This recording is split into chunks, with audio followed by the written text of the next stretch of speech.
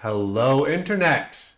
We are live and we are lies you'll enjoy. A indie tabletop storytelling game where every week on Mondays, almost every week, we play little indie storytelling games where we pretend to be all manner of creatures and characters that we are not. That's a lie. And we pretend to be places that we're not. Also a lie. And we say things we never mean. Uh, each stream we say one thing that we mean, and then a lot of things that we don't mean. So keep a sharp eye out. As you can see from our new beautiful pre-stream overlay, down here it says it. The game hasn't started yet. This isn't the game. This is just two guys chatting. Couple guys. So if you want to see two guys chatting, stick around. But if you're watching the video of this and you want to just watch three guys, generally speaking, play a game, you can skip ahead till there's three of us on the screen, and then we'll be playing a great game this week. It is a Perfect Rock, a spacefaring exploration game where we will find a home for humanity. But until then, we're just gonna chill. Hi, Kurt. Maybe there's one thing we could do before then. What should we do? A thumbnail can be switched once we're already live because it's last week's. Yeah, we can do that. Sorry, Kurt. Oh, that's all right. I only make them with my own hands and heart. He pours everything into them, and Anthony doesn't even upload them. Who needs them? Who needs them? In Anthony's defense, I have just been quietly increasing the amount of files seemingly every single week we've been doing this. First there was one, and then there were two. Once upon a time, there was only a weird little overlay and no thumbnail at all. And then I thought, that's not right. We should have a thumbnail. Wouldn't that be something? And so we did. But then, well, I mean, we should probably have something that's our little overlay that happens before the game starts. So that would be cool too. Okay, we'll update that. And actually, maybe we need multiple perspectives with our viewing sort of frame. To be fair, Anthony did ask for that one. So that is, in fact, their fault. True. I think we have the correct thumbnail on YouTube now. Wow. Hello, Time Roller. Whoops to you as well. Hello, hello. What ups? But not me. Whoops. I know the truth. Whoops. A 3-year-old roasted me for saying whoops. I guess he was 2.5 at the time. What do 3-year-olds not like about whoops? Oh, it was less of a roast in an intentional form and more of like a window into one's soul in which you realize actually this child is saying this because you say it, not because he says it. I guess just say whoops a lot. And then he started saying whoops. Well, he was saying whoops with enthusiasm and a British accent, two things that I lack in my adult North American context. Eventually, I would just say it along with him, like, whoops, yeah, haha, fun. But then maybe 2 days later, I had this realization, and the realization was called, oh, I see. That was me. Saying that because I whoops, and then what happened was I had that realization. Maybe one moment later, I knocked over a game piece in a board game I was playing and said, even as I was examining myself, whoops. I said whoops. And so I'm just a guy who says whoops. He just loves saying whoops. Just love saying whoops. That's all there is to it. Do you have any other verbal tics that you are aware of? Well, I think the whole punchline of this story was simply that I didn't know that verbal tic existed. So that puts me in a disadvantageous position. Is there something that you say all the time? I'm trying to think. That's why I asked you first, so I could delay while I think of ones that I actually know that I do. I know there's lots, and I'm also super susceptible to picking them up from friends. So once I have started talking to somebody a lot, I start saying the things that they do. You got to be careful about some of those. I knew a guy in high school, and he had a friend who would laugh jokingly, go like, hey. And there's our friend Nick of Deep Dark Games. Deep Dark Games being the one who produced the game that we are very excited to be playing today, A Perfect Rock. Nick, we are very excited. Thank you for making a cool game. And may I say, the actual game itself is so pretty. The book is so beautiful. It is beautiful. May I also say, and this is something that I'm almost offended by how nice this is, the book is bound in a magical way that it sits flat, basically, no matter what page you flip it to. Do you know books don't Oh. do this, right? You can't just flip to a page and then have it just stay flat. So, like, I mean, I know how it works. You can see that the way that the signatures are bound allow it to do that, so that when it flips open, they kind of go with it. But that's just like, excuse you, I, stop flexing. I noticed And on the game's page that it said the book said it was Swiss bound, and I thought, well, it's very strange to highlight how the book was bound, but now I see. I didn't know that it was a point of sale as well. I didn't know that that one got a little bit of advertising time, Yeah, but I Swiss noticed right binding. away, which is Wow. ironic, I think, because I'm pretty sure it was not printed in Switzerland. Yes, it wasn't. I've got it right here. Huh. It's the Switzerland part of China. Interesting. I really had never learned about Swiss binding before, but it sounds very pleasing. I want all my Yeah. books to lie flat. Is there an upper limit to how big a book can be and we can still Swiss bind it? Well, okay. So I'm not an expert in bookbinding, but I did have a weird rabbit hole that I went down Of like a few course. months ago, just out Of of course you did. curiosity. And I mean, ultimately, there's just a level at which it's inconvenient to make a book over a certain size, right? Like that's just, it's just not practical to have it work that way anymore. But the signature size, which is like the little collection of like 4 pieces of paper, you do have options where you can have them kind of flap open quite beautifully, even if you have a big old book. But I don't know how easy that is to do on like an industrial scale. I only know about weirdos who bind their books manually, and that's not a helpful thing if you're trying to produce a product. Mm. My my older sister had a bookbinding phase, like a manual bookbinding phase. Uh, Ooh, and so then I, thinking that was a completely natural thing to do, also had a bookbinding phase because I thought of that was course. just part of growing up. You had to get into bookbinding. Sure. And both of us in our bookbinding phase, for Christmas presents, made hand-bound books for everybody in the family. Um, so now everybody in our family has two useless hand-bound journals to enjoy. That is absolutely fascinating. It wasn't a specific book. You bound an empty book for Yeah, your family. yeah. Well, it's easier than having to make a whole book and then bind it. It's a lot of work. Right. I wasn't imagining that you, I guess I just thought that maybe you like picked a book that they liked and then you stripped off the cover and rebound it. Right, and rebound it. I guess you could do that. Seems complicated. I don't know. Interestingly, very, very popular. One of the things that people I think are most eager to do when they start bookbinding in the contemporary era. Not everybody had a bookbinding phase when they were 8 Oh, or 15 or whatever you were more like when you did 15, it. yeah. Sure. However, I know that some folks who are like big into bookbinding, like the really deep bookbinders, those folks prefer if you just keep it as it is. If you rip open a paperback to turn it into a hardcover because you think that's fun, Yeah, apparently there's like a structural integrity whole question. that makes I sense. don't know. Yeah, It seems like it wasn't made for that, you know? The it binding's not wasn't. interchangeable. Right. You can't be futzing around. This is Swiss bound. What are you Swiss gonna do? bound. You're gonna turn it into something it was never meant to be. Most books are not Swiss bound. Hi, Mikey, over on YouTube. We are doing well, I think. We're doing quite well. How about you? I have a new stream set up, as you can see. Yes, Anthony's been sent to live in an empty room with cables running across it. It's not empty. You have at least 2 possessions on the floor. Yeah, I have cables, and I brought back the broom. An early stream favorite. My empty room with only a broom in the back corner. So I thought I'd bring it back. Some nice decor.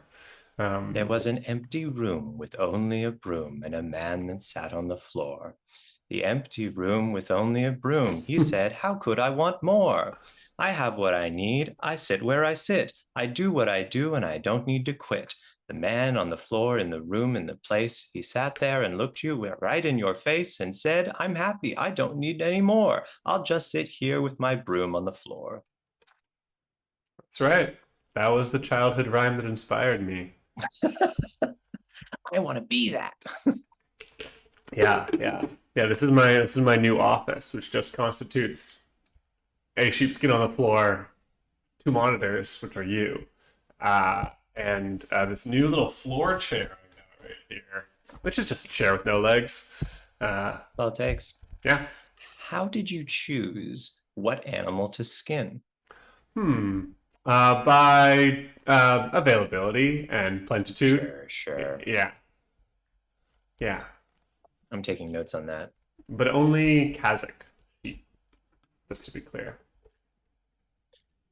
Like of Kazakhstan. Correct. What distinguishes the wool of a Kazakh sheep? Um, Great question. Uh, it's very cozy. There's apparently a common the lamb industry is for eating is quite lively This there, makes sense. Right. and it's common in that culture to skin all those sheep. So there's a lot of leftover sheepskins with Spare nowhere to go. skin. Yeah, What are you gonna do with all that skin? put it on your Make ground. something. Put it on your ground. Let it be That's your where skin office. belongs. That's what I think. I do like sheepskins. I do associate them with a certain vulnerability though, because I had dogs growing up, and the dogs thought sheepskin was a cool thing to rip asunder. Oh wow, Yeah, wow. I guess because it's skin. I don't know. I didn't ask them. I They don't guess speak yeah. I guess speak a common tongue. it's kind of delicious. It's like if you were a carnivore and you had gloves made out of nice crispy chicken skin. You want to eat them. I suppose so. A great conversation by two people who definitely eat meat and know what it's like. We definitely do. I was chuckling to myself the other day because I was at the bar, and it was one of those bars where we know the The people bar. who are the bar. A favorite bar, a very cheersy sort of situation where they know our names, we know their names, and often you chat with the people who are in your immediate vicinity, and then you end up learning their names too. Isn't that something? If only there was some kind of theme song I'd already referenced about this, and I'm just not repeating myself at all. Here's the thing. We had a long conversation with a man about how he has been smoking meat, and we were genuinely curious. It's a fascinating discipline. There's a lot of curious little things and tricks and things that you don't know about how people prepare their food. And cultural and food preparation is like a cornerstone of culture. So it's one way to get to know someone as a person and what they value. But fascinatingly, sorry, I got distracted by a little bit of a troll text from our friend Rob in the chat. Rob is trolling Amanda us. is not coming. She say forget those two. That's a very cruel version of Rob you're doing right there. Well, I feel like it is a very it's a very particular kind of prank. And it's a kind of prank that's going to get a little petulant anime voice. I'm sorry, Rob. I know you don't sound that like that in real life. In real life, Rob has an illustrious British accent, a stunning, beautiful voice, and I don't know anything actually about what Rob sounds like. So, But we can imagine. however, I was in the middle of saying this What were you man goes saying? through. We're back and forth talking with meat smoking man, Yeah. and eventually it comes to light that he's like, yeah, I mean, and you can smoke all kinds of things. I mean, you can smoke tofu as well. I used to be vegan, believe it or not. And then it was really interesting because until then it was just like this man doesn't know what my situation is. But then it became like this former vegan is telling someone who only eats vegetables now what one does with meat. Very And interesting. yeah, it made me curious about his life. Yeah. I mean, I Did you already find was out? because no, because there was no way to go fishing in that pond without Hmm. pulling out more than you intended. I didn't want to I didn't want it to come to light that I I didn't want him to feel like he had been telling me something that I couldn't or didn't want to hear, because I wanted to hear about the smoking stuff. And if I can't ask that many questions about why someone was only a vegetable person without like very deliberately omitting certain details about myself in a way that feels a little disingenuous. Oh, I So, feel like once he said that he used to be vegan, that would be the time where I'd be like, "Oh, I am also vegan. Interesting." but it feels like, is it too late? You know, is Um, I don't know. So I see. I see. never found out more. I simply can't know more. Interesting. I had the somewhat unique experience of like I was vegan for several years. Now I'm just vegetarian. I have retreated from the precipice, and I was making like a lunch for a group of people, and I like did the thing where I like completely forgot that vegans could exist. We're being raided. Ah! Hello, everybody. Welcome, welcome. Wow, wow, wow, wow, wow. You are blowing up the chat, folks. Lena, Wow. We have Rob. 50 people from Amanda's stream today. Amanda, you have been tearing it up.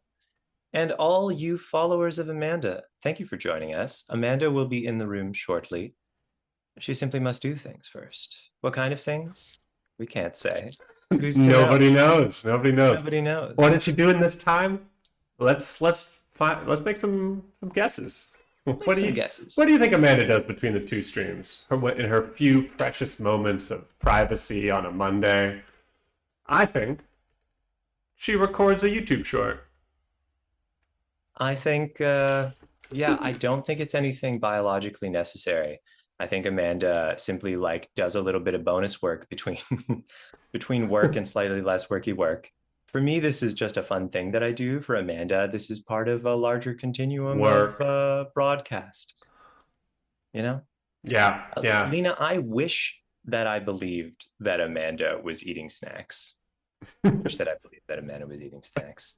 Rob eats and brushes her hair is very specific.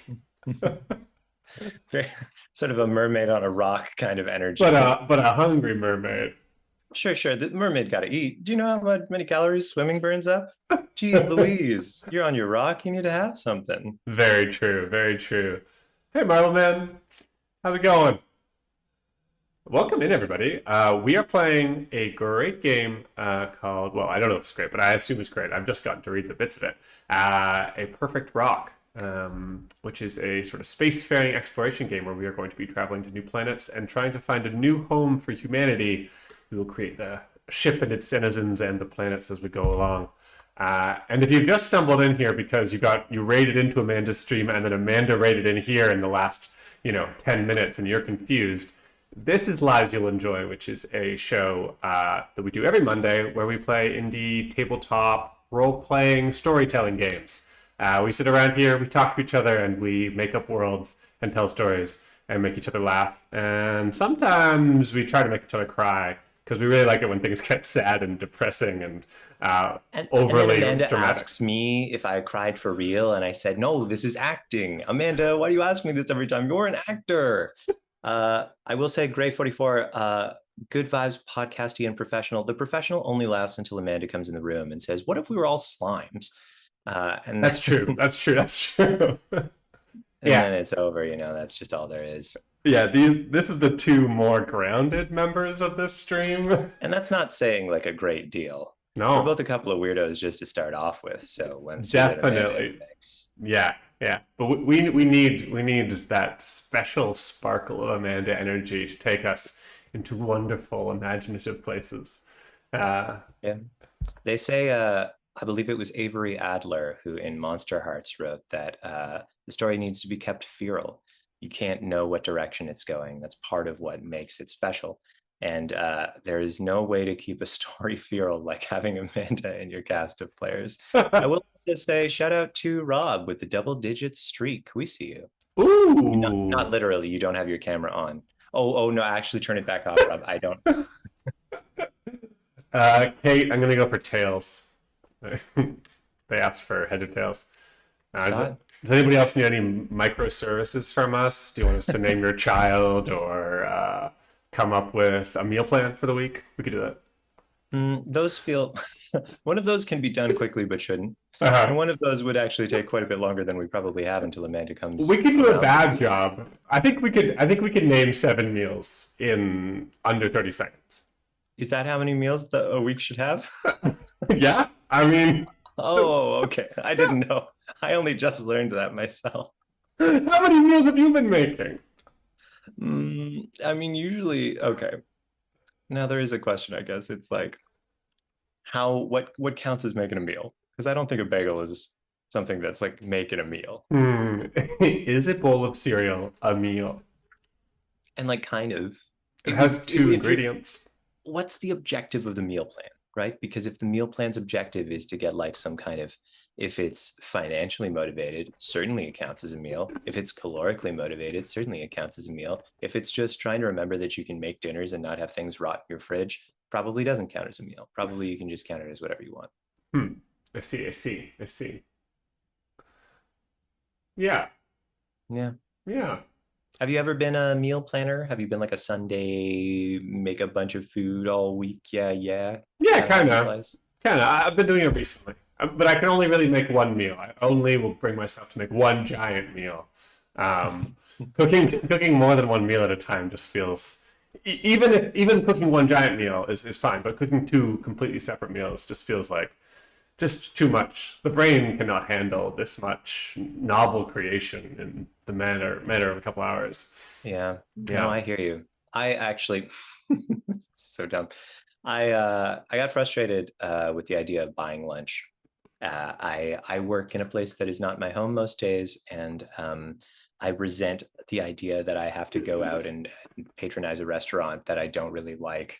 I think a restaurant should be a place that you go to because you think that's neat. And so most of the time I have leftovers from like a dinner the night before, a dinner a couple nights ago. However, every once in a while, I don't. I do a bad job. What that means, hi, Amanda. What that means is hi, Amanda. What that means is, hi, Hi. Amanda. Hi. Hello, Hi. everyone. Hi. I do really have to go to the bathroom because I did like one more game instead of doing that. So Yeah. I'm gonna do that, and then I'll be right Very, back. very prepubescent of you. Yeah, get out of here and take your teenage boy in the basement energy. I have to, gotta pee, but I want to One more game. play one more game. Yeah. So I'll be right back, and I'm just gonna Sure, of grab some more course. water. Be right back. Okay, sounds Sure. good. Water in, water out. So what did we that learn about means- what Amanda did between streams? Anyways, Right, nothing. We nothing. knew that Amanda needed a bio break, but simply didn't take it. So what did Amanda do? We can't know. We can't know. It's still a mystery. In practice, if I go to work without a meal, what that means is that I would much rather go to the grocery store and buy really dumb things to turn into a meal. So in lieu of meal prep, Okay. last week I bought a can of beans and a can of corn and I mixed them all up together. Like at work. Yeah, like a freak would Nice. Nice. That's do. good. Uh-huh. I like it. So that was good. And now I've got some condiments that shan't spoil or be able to be eaten by rodents or something that you don't want to be in a locker. So I can apply oil or vinegar or even sauce that's hot. Okay, that's pretty good. It's pretty good. For a long time at my place of work, I have a little mini fridge, which is quite helpful.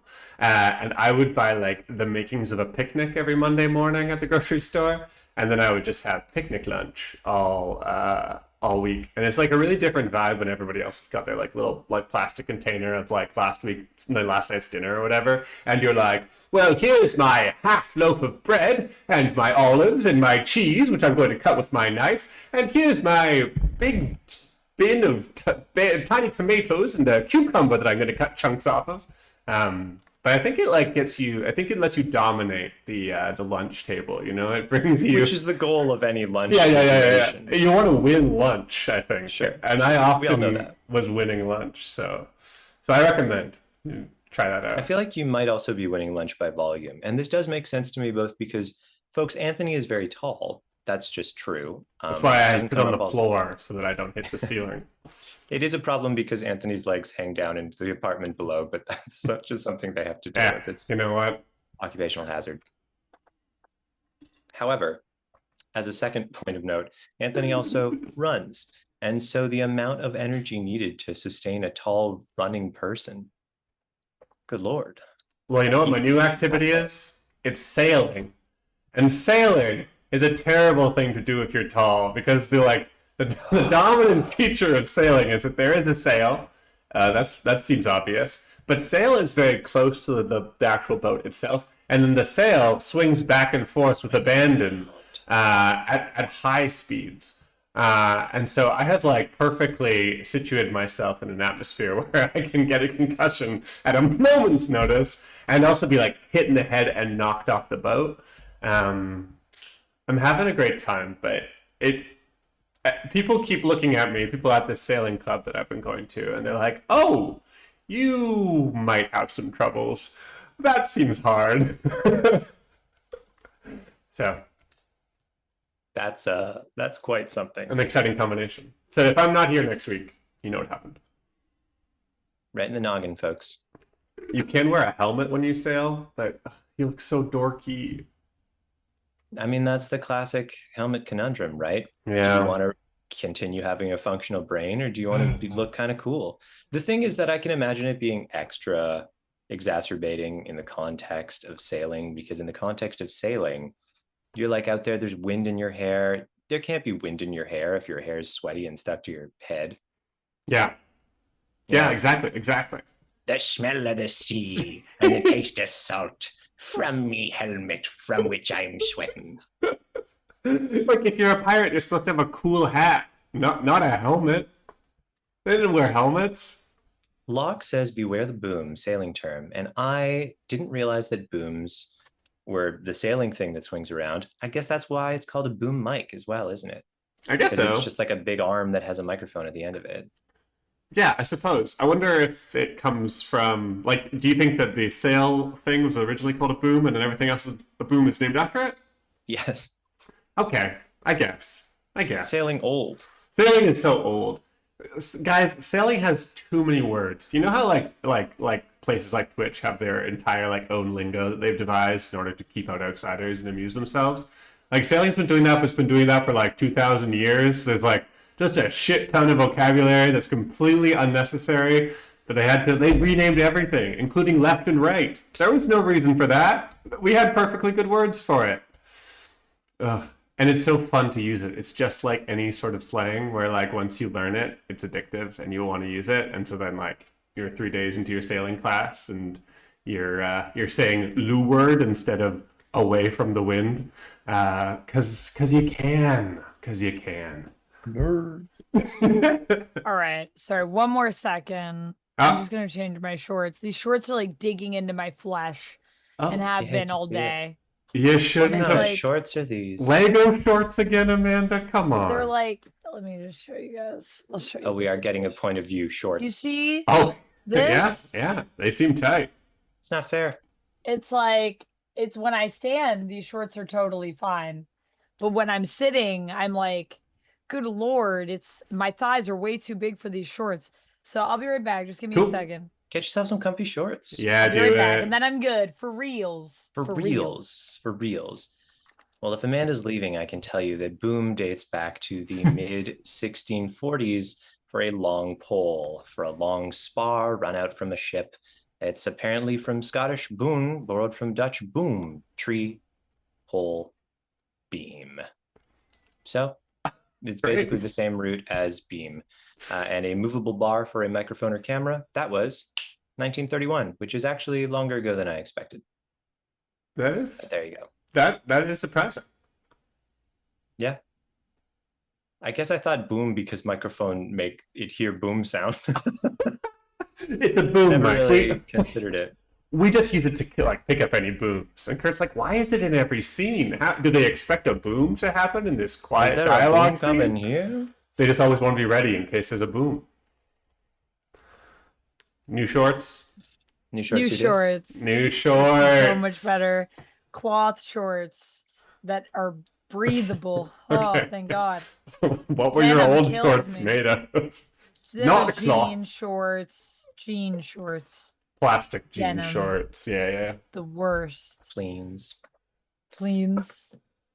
Welcome, everyone, to a show called Lies You'll Enjoy, a tabletop role-playing actual play in which we play games and tell you lies. What kind of lies? Well, we would pretend to be people who don't exist in places we've never been and tell you stories that never happened.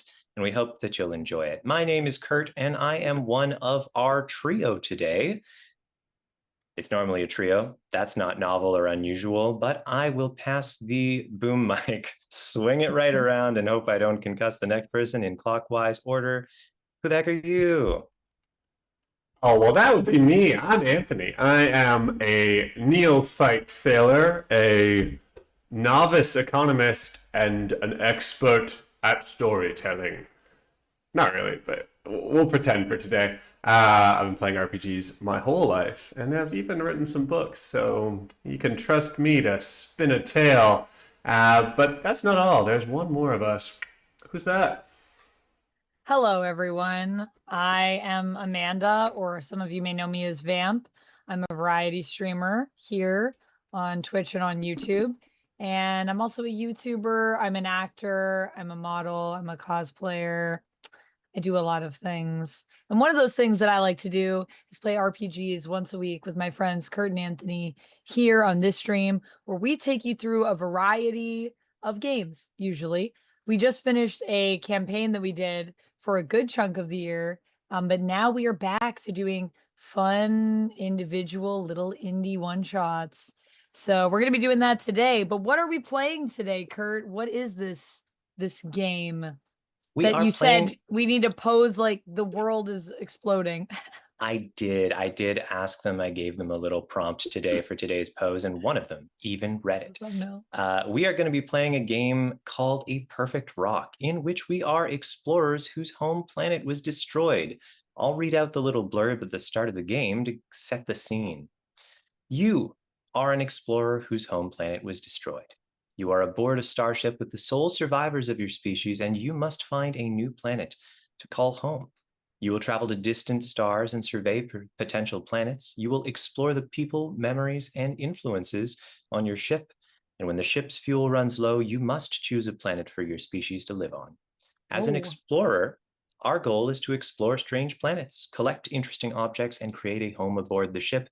As a player, your goal is to collaboratively build an interesting ship and planets and show how these aspects influence your new home. So we can expect to probably get into star systems today, and that's pretty neat. This is a one-shot.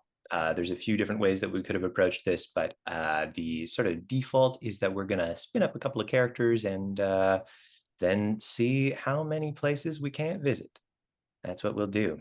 So there's a couple sort of notions that we're gonna be doing here. The first is that all of us have our own explorer.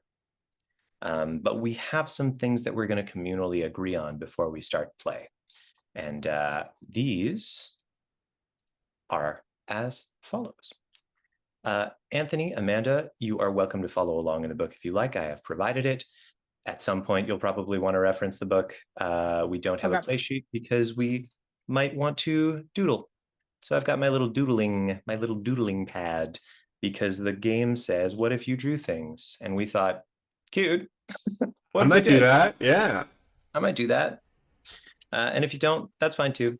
Express yourself. Amanda's going to get something to doodle upon, it seems. I will probably get something to doodle upon, but I don't have to do that yet. I can wait till we get into the doodling and my rock. I have those on standby. Ooh. Yes. I know exactly where they're. I also asked if these two wanted to come bearing a rock, because in an incredible move of design, Nick, our designer for the day, has told us that we may bring rocks and the rock can inspire planets that we visit. I think that's the coolest thing in the world. Pretty cool. That's super cool. Didn't find any cool rocks in the week since I committed to playing this game. So what are you going to do? There are some incredible little illustrations of gems in the book that we can use in lieu when we run out of Amanda rocks. So I do love a doodle. Anthony, I wonder if you happen to have the rulebook open at this moment in time. I do. I even proven it to the audience by showing it to them. Incredible. That's just what they're here for. Page 6 of the rulebook has a title, Your Home Planet. And I wonder, Anthony, if you wouldn't mind reading it out to myself, Amanda, and the greater world beyond. Of course, of course. Your home planet. Your planet was the only home your species has ever known. A decade ago, two uncrewed probes, Horizon 1 and Horizon 2, were launched into deep space, one toward fading alien signals, the other into the magical etheric nebula. 1 year ago, the first crewed interstellar starship, the Arclight, set out to explore distant planets and establish the first outpost beyond your solar system. Communications with the Arclight were recently lost, and its fate is unknown. A second starship was recently completed, but before it could begin its journey, your planet was suddenly destroyed. Now, you and the sole survivors of your people are aboard that second starship and in need of a new home. Excellent. So, Cool. we are going to be answering the following questions, beginning with what species are we? Now, before we continue, I'm going to be clear, we're the same species. It doesn't necessarily matter which species that is, but we're not like Different. a patchwork of various alien races. So here's the options that the book proposes: human, lizard person, android, shapeshifter, mouse, ogre. Hmm. I'm most drawn to mouse or human. There's my mammalocentric outlook on the world. I think ogres count feel as the same. mammals. Ah, Yeah, so that's 3 for 3 then. That's 3 for should we 3. be interesting and be mice, or should we be boring and be humans? I've never been asked in a sci-fi game if I want to be a mouse before, so I think I just have to say yes. All right. It's I think we need to accept this call to adventure and be mice. Okay. So we are mice We are mice, all 3 of us. in space. Mice in space. I'll change Mice in I'll space. change the Twitch channel name. Yeah, our entire brand is now Mice in space. Yeah. That's how it's going to go. Okay. Thanks for the streak, Chemdog. Our second question. What was your home planet called? It offers us Earth, Osira, the Nexus, Rin, Pine Hearth, and Golgoth. But we can choose. Ooh, interesting. I think the fun part here is that we've got two possible histories implied. Maybe it's Earth and the humans did something fucky and we were left behind. Or maybe the humans accidentally brought the mice to Osira because, you know, I feel like mice are the kind of things that might just get on a spaceship and you don't even know they're there. That's fair. And then we have our own home planet, you know? I like the Yeah. idea of Earth or Pine Hearth because Pine Hearth sounds like a world where maybe mice are like little fantasy creatures and they wear little hats. So you want to do Redwall, huh? Yeah, Redwall. Or I like the idea of Earth because I like the idea of us just being regular mice, but yeah, something. Why are we in space? I don't know. Things we don't know the answer to. What do you you know like, what? I'm going to Kurt? second Pine Hearth just because I think that's sick. So Redwall mice? Is that what we're gonna be? Yeah, be a little Yeah. red wally. Little red wally. Pine Hearth. Great. Is your home fantastical, realistic, or somewhere in between? Interesting. Somewhere in between, I guess, if we're Redwall.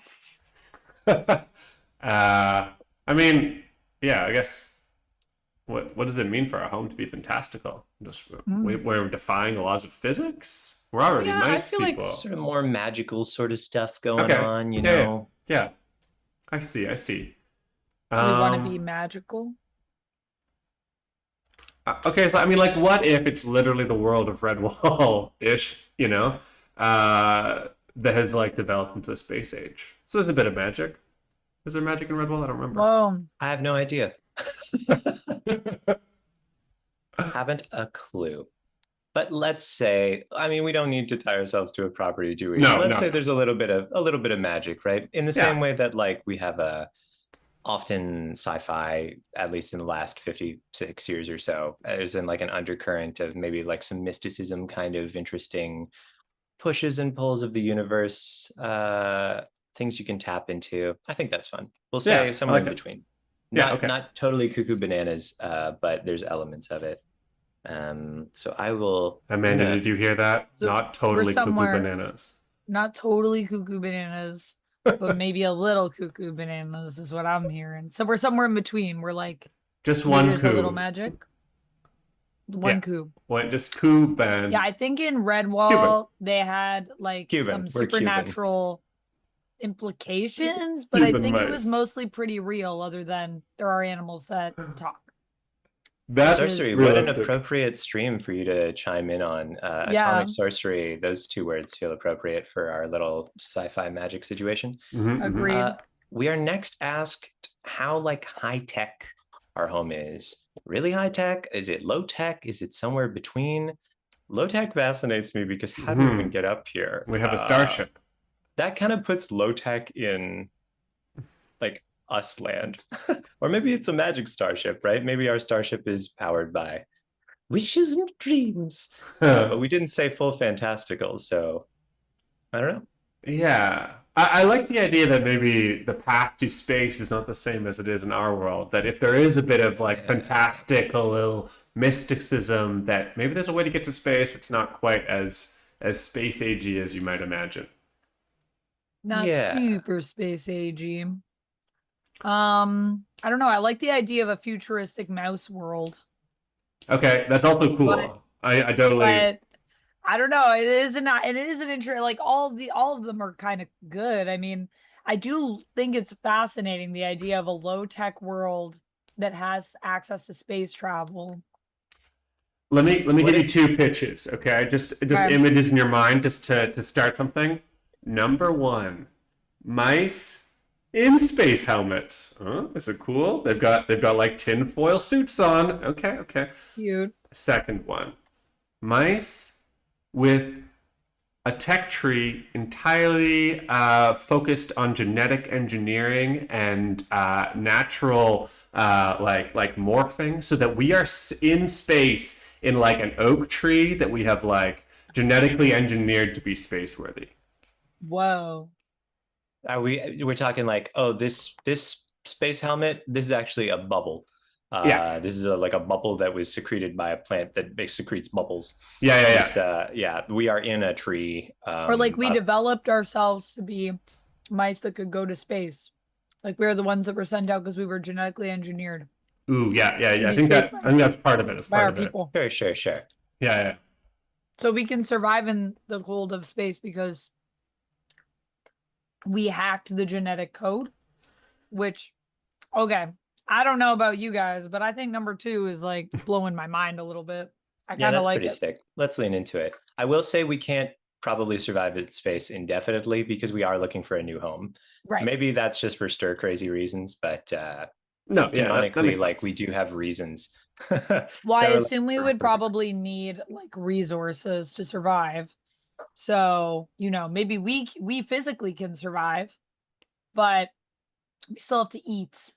And we only have a limited supply of food and such. And like, maybe we can only survive on our spacewalks for a limited amount of time. Our genetic engineering is not perfect, Yeah, it's not like you could just live in the cold vacuum of space with nothing Mhm. but like one walnut. We did try to run experiments that could get us to that point, but Oops, we sent in a lot of mice with a single walnut, and none of them ever came back. We did like there is in the story of this the first crewed interstellar starship, the Arclight, set out, and then communications were lost. So something happened. Mhm. Probably not one acorn type scenario, but just as a little reminder, we're the second interstellar ship that's ever been made. Okay. How was our home planet destroyed? I'm going to read out our options here. We've got supernova, planetary collapse, technological accident, asteroid, etheric rift, and discovered alien object. Interesting. Like technological accident, like oops, accidental superbug that wiped everybody out. Seems like a possibility if we're into our bioengineering. Fair enough. The humans come back that accidentally sent us here. No, that sucks. Keep them I out like of the this. idea of a discovered alien object, like Okay. something landed on the planet, like, like aliens or something. The And alien like, just took object gonna over our is entire- aliens. I'm just took over gonna our for a entire world second and we had to time leave. veto external force landing on the planet. Okay. I guess that's what I'm really actually not super into. It Okay. feels like either like a natural cause, sure, something that we did, sure. I don't want it to just be big bad boys give us a bad time. All right. I like the idea that. Well, I mean, big bad boys is always a matter of perspective with aliens. These aliens just trying to live their life. Ooh. Yeah, I hear what you're saying. What about literal planetary collapse? Because we have been like sending our genetically engineered earthworms deep into the planet to gather resources, and we accidentally hollowed out too much, and it's collapsed under its own weight. Yeah, that's pretty good. That's pretty good. And then it doesn't We like really it. should have thought ahead with those worms. We shouldn't have sent them out. Yeah, it's almost like unfettered technological expanse and consumption of resources sometimes has unintended consequences. I don't know how you could get that I don't know where lesson that's out of coming this. from. Seems unrealistic. I guess it is a somewhat magical world, so I'm fine with that being such an unrealistic Premise. That would never happen in real life. It's kind of like fuel. Because isn't that why some people believe that we're having so many like earthquakes and things? Because Oh, oil right. causes the shifts of our plates. So it's like that, but with worms. I thought you were gonna like state global warming, but like with the most like naive, like you just discover it. It's almost like fuel. Some people say it's getting hotter because we burned too much oil. I don't know what this. I just heard about this on TikTok. You guys heard about this? This warming of the globe? I gotta say, just so that you all know, I read Lord Monk in the chat say, "Hey, K Dog," talking to obviously Chem Dog, and I was like, "Hey, Lord Monk." Okay, Chris' new name is K Dog. Everybody call him K Dog for the rest of the stream. Tragically, it's not the only time that would have happened in my life. I guess it's just right there. So we're saying literal planetary collapse via earthworms. Yeah. Anthony, could you read us out the next question if you've got the page open? For sure. What is your starship's name? Our options are the Eden, Horizon Veil, Archon, the Dark Helix, Her Guiding Hand, or Warp Castle. Whoa. I love how sick Warp Castle is as a name. It just feels like something that a teenage boy named, and I love that. It's like big, but it goes really fast. So I was thinking like Warp Castle. Unfortunately, I think it's extremely cool. I don't disagree. I love the aesthetic of it.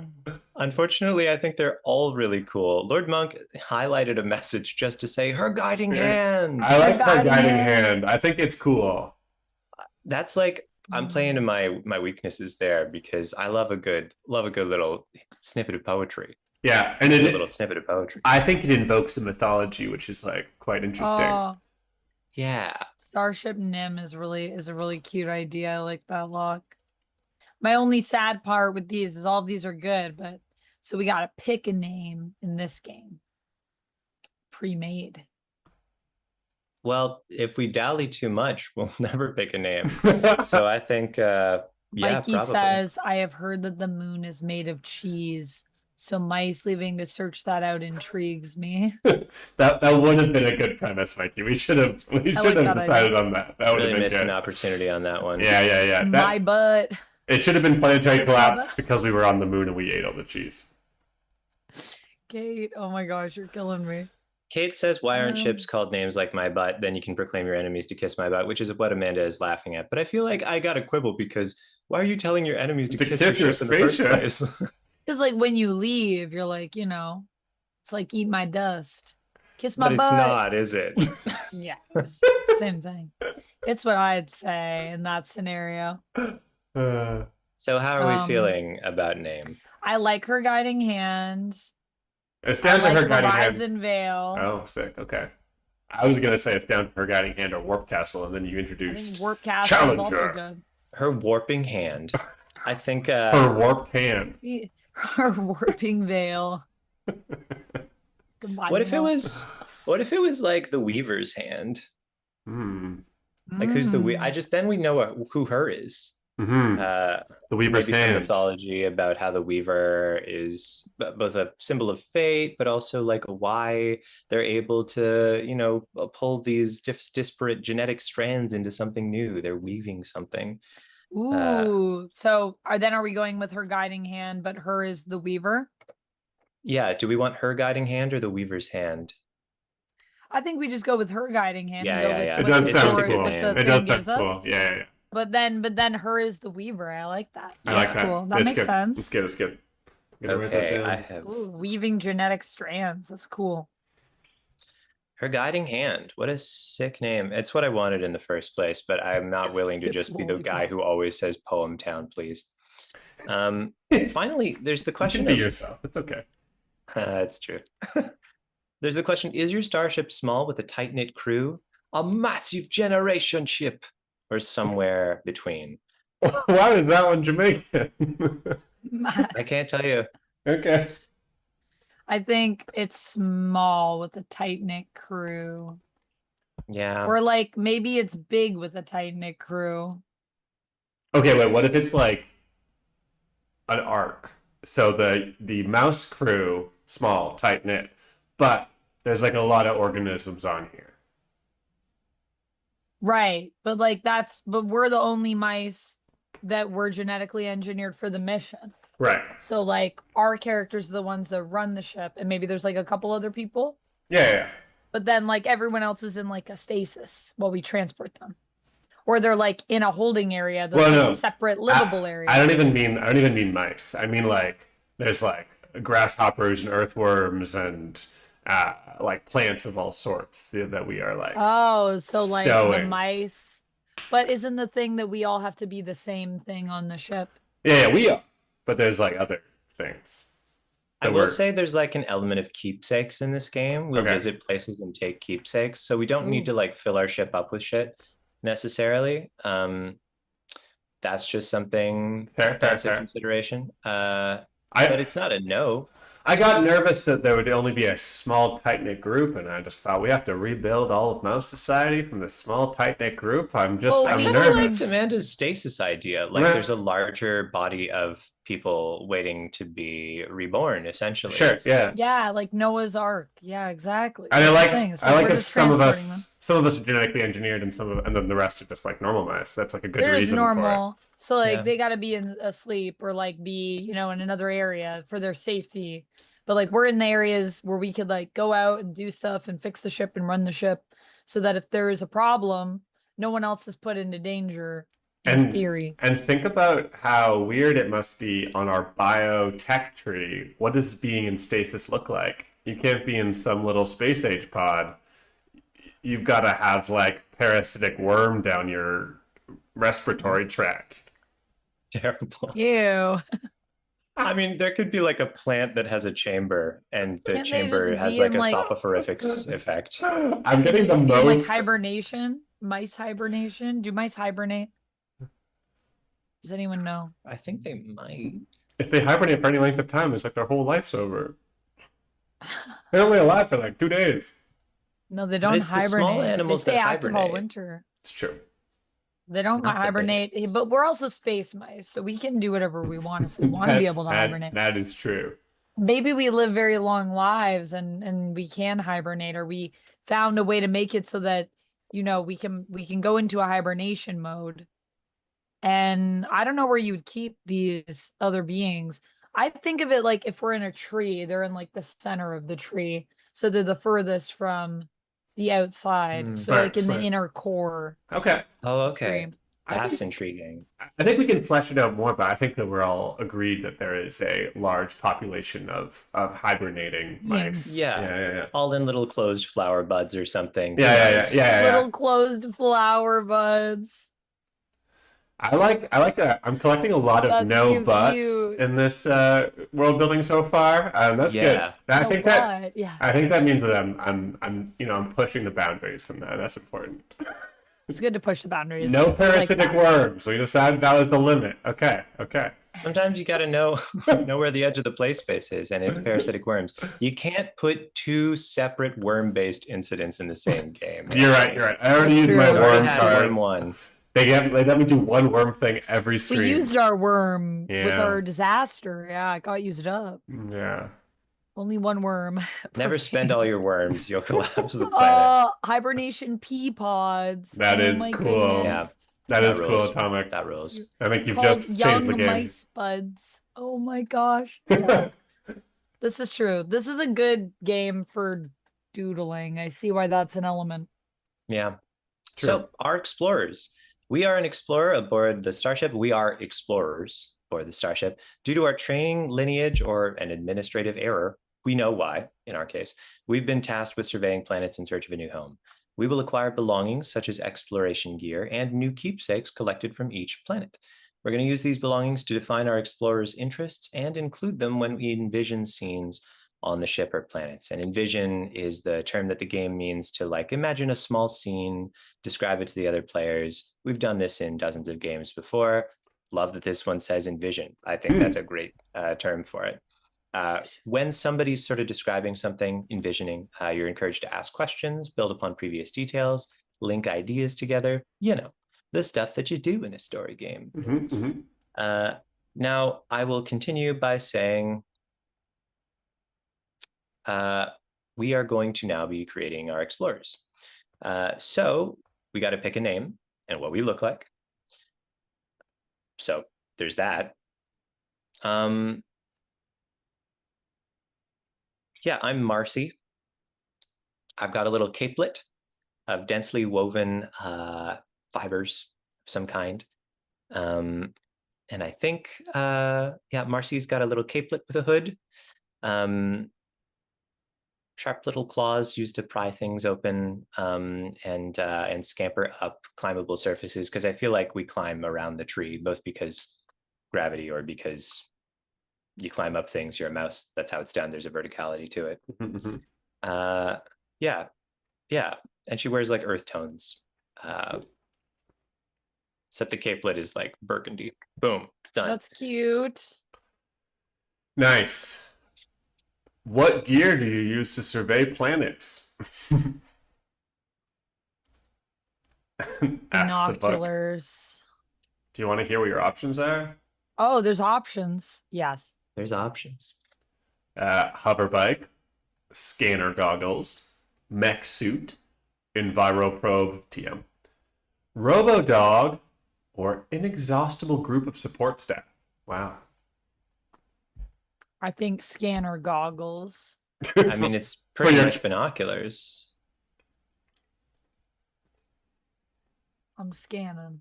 Did you want to create your character first, Amanda, before I ask you these questions? Is that it seems like you're Oh, keen to yeah. make a character. We could Why? we could Because do I like goggles. While you were choosing things for your character that didn't exist, I thought maybe I'd give you the chance to have a character first. We could do it all together, one question at a time. What do we do? Where's the character creation? Is that on a different All page? you need to answer is what is your Scrolling through. name and what do you look like? To start with, we are on page What is my 8. name? We're just on page 8. Yeah, Okay, so yeah. it's that simple, huh? Is What's that my name and what do I look simple? like? Oh, Okay, what's my name and what do I look like? Not that simple, is it? My name is Thimble. Thimble, Marcy, and Thimble. And what does Thimble look like? Thimble is a mouse that has a spot around its eye, Okay. like a big black spot here, and they're a white mouse. One black spot around their eye, and they wear goggles around their neck. Right. And I think they wear like a little tarp, like a little Like a little like an apron, kind of. A Okay. little leather apron Yeah, yeah. and maybe silver shoes. Leather apron and silver shoes. Is it actually leather or is it like it's actually like a Yeah, skin of something? Okay. it's like a yellow leather. Huh. I don't Neat. know what it's the leather of. Maybe it's a plant-based leather. Can you do that? Yeah, yeah, yeah, you Yeah. can. Weave, yeah. Pineapple skins, apparently. True. Fungus too. Oh, True, true. How pineapple old skin. how old That's good. is Pineapple skin apron do and silver shoes. you How have old is Thimble? yeah, yeah, yeah. I think he's He, how him long do our pronouns? he, him, yeah. How long do mice in our world live for? Like, do we have a lifespan? Do you know? Always with the lifespan questions. Amanda couldn't stop asking how Well, old because everybody I want was to in say City of I'm Winter. 2 years old, but then I'm like, is that too young? I don't know. Well, I'm a how mouse. how Like, what does that even mean, though? I don't know. So what's important to you is that you're 2, but like how old 2. that means you are in terms of your life stage, unimportant. We don't care. I think, yeah, like a young adult Okay, vibe. okay, okay. Nice. 2, young adult. Good, good, good. Red shirts, yellow aprons, Lord Nick. But hopefully not like a red shirt. Hopefully I have a better fate. Amanda is obsessed with this. I'm always obsessed with character creation. I need to Always. know the age. Exact age is important. 2 years. Yeah, I need to know exactly 2 years and 3 days old. Good, good. My birthday just happened. We had cake. We did. Yeah, we did. Nice. On the spaceship. Yes, walnut cake. You just turned 2? Or you just I turned 3? I just turned 2. I'm 2 Wow. and 3 days old. Okay, okay, okay. I see. Sorry, sorry. You said that. My Okay. birthday just happened. Okay. Wow, congratulations, Thimble. Thank you. 2. I will be playing Kaz, K-A-Z. Kaz. He, him pronouns. Kaz is 3. Based on. Wow, you're older than me. Yeah, yeah, yeah. Kaz is kind of like smaller than average. A little like tawny, sort of a light brown.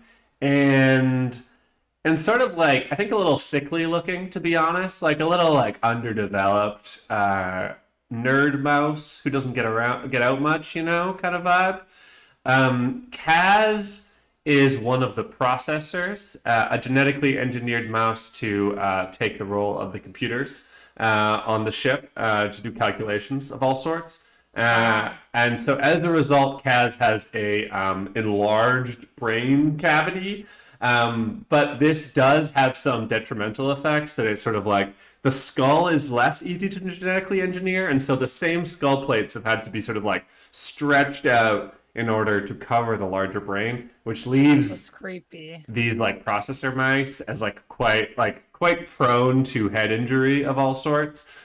So it is commonplace to wear a walnut helmet in order to artificially protect the brain. The head. Yeah. So Kaz Wow. is sort of like spindly looking, but has like a big walnut on his head, and his head kind of gets like bigger, kind of cone shape. It gets big at the top. And I don't think Well, Kaz. everyone's now asking math questions in the chat. What does 2 mean? What does that mean? I'm like, I don't know. Locke points out that I do look like the brain from Pinky and the Brain. Good point. I did not realize that was the latent image in my I was head. thinking that your description of someone who's like genetically modified to handle these equations, it's kind of reminding me a little bit of who are the people in Dune? Yeah. Like steer the ships. And they're, like, Mentats, is that right? The Mentats, Yeah. yeah. Definitely. A little bit of Mentat energy. Definitely I like Mentat it. energy. I'm a mouse Mice Mentat. Mentats. Yeah. The cheese must flow. Yeah, wait, what else do I need to say about Kaz? I think it's pretty good. I think you only needed to say your name and a description, but you gave me the whole story and I love it. Gear. You need a piece of gear. Oh, and my Oh gear. yeah, what's your gear? I have goggles. I like the idea that Kaz is in a mech suit when he's out and about on the planet because he's a bit too fragile for a foreign planet surface. Wow. Yeah. So your gear is a mech suit that you wear when we deploy to go down to planets. Yeah, and now I'll remind you that our tech tree is different than humans, so like a mech suit's probably not like literally like a mech suit. We'll Is it find. made out of sticks? I think it's like a genetically engineered toad, and we'll find out more later. I have so many questions. Mech toad. What star Good old date mech is it? Is that toad. what you're wondering, Kate? We have been It's a starter. asked by the book, how was your home planet perfect for you? Ooh. For like us individually? Yeah. Yes. Wait, what tech? What's the gear that you have, Kurt? Hover bike. Hoverbike. But I think it's made of Still- ironwood, but the ironwood is actually iron. That's something they can do. And so it's got like a magnetic base.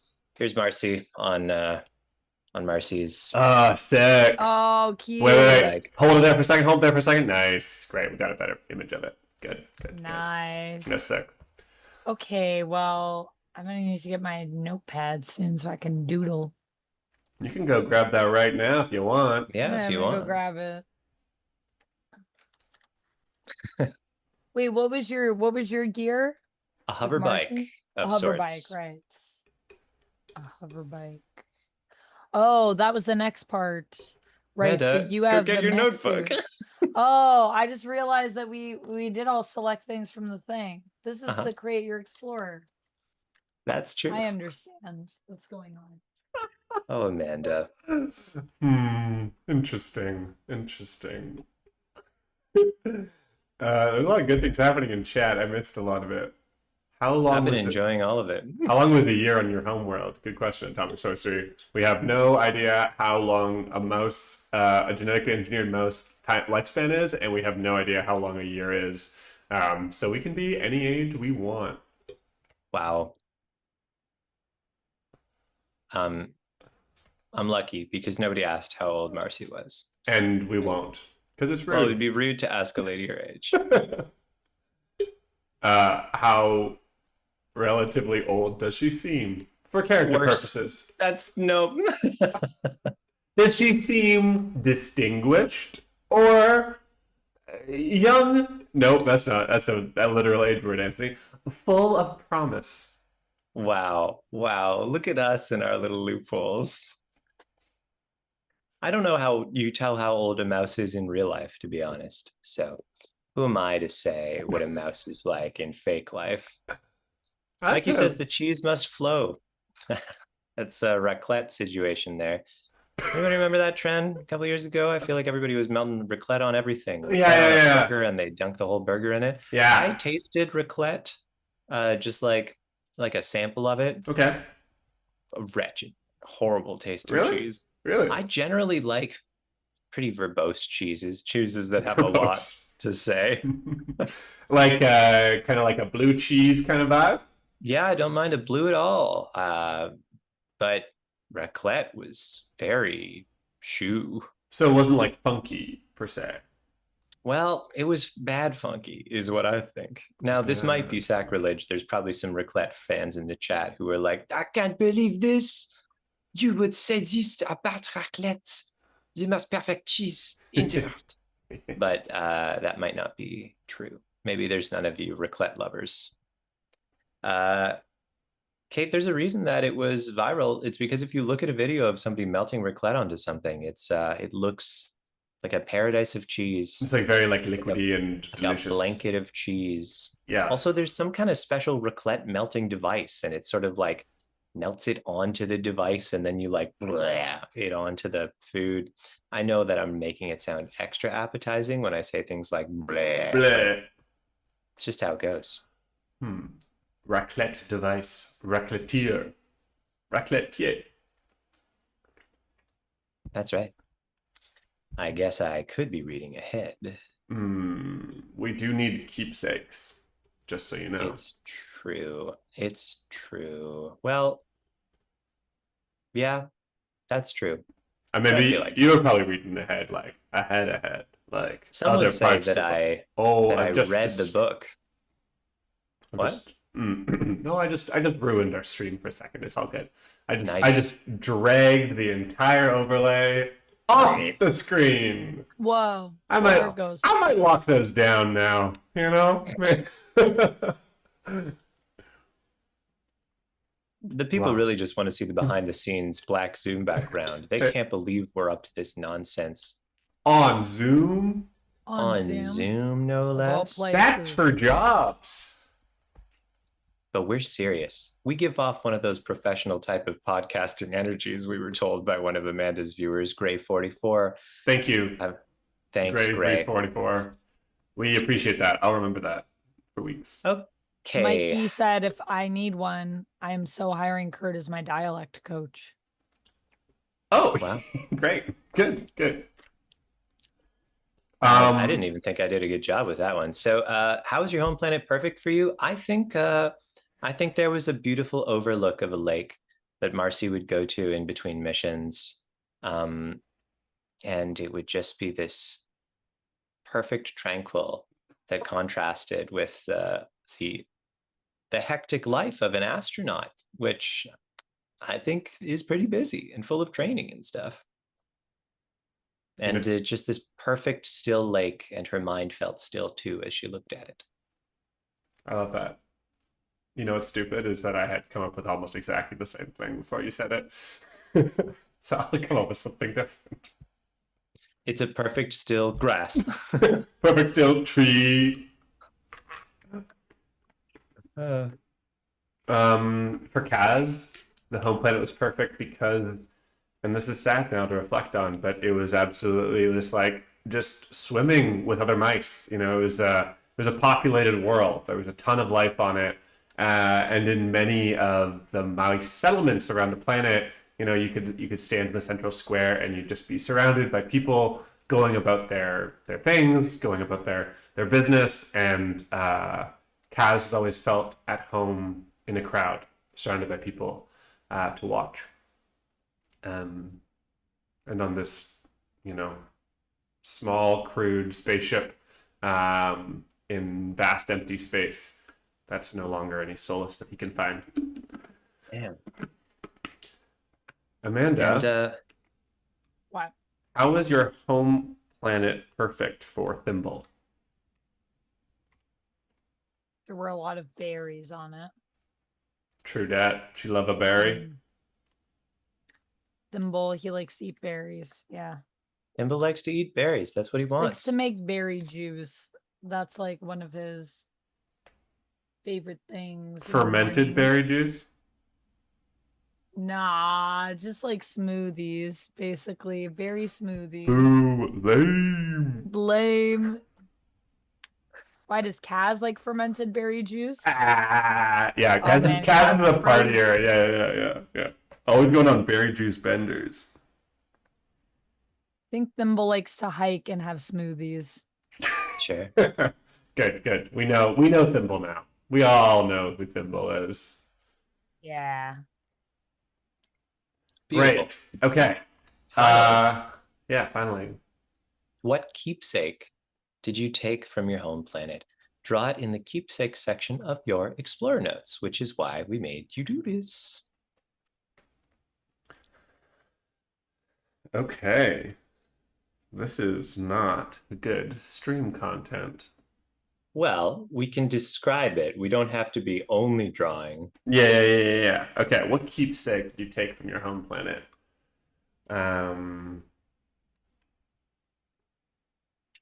What a good question. I'm not sure what the answer is Ooh, for okay. our sweet Marcy. I think that Kaz, now that we have just improvised our way into this, I think that Kaz has like just 7 perfect bottles of the finest berry cider, very strong, that he's taken with him on the journey. Ooh. Very strong. Very strong. I like that you could have said 1 bottle of perfect berry cider, but then you would only have to draw 1 of them. So Now I can draw 7. It'll keep me busy. Because I always am getting bored on this stream. Got nothing to do. And Anthony we always be are- saying that. Anthony actually texts us in between moments and says, "So I'm- bored. I Get- need more to do." I often ask them if they want to Bored. start a new stream at the same time as this one, or we do something different. Like, so Mhm. we said our homeworld was somewhat somewhere in between fantastical and realistic. True, yeah. Does that inspire you to choose a keepsake that you might be able to talk about, or no? I don't No, know. we're just gonna lock in, folks. Folks, don't look. Don't look. Um, Do you have drawing. a keepsake from Pinehearth? Yes. Yeah, you do.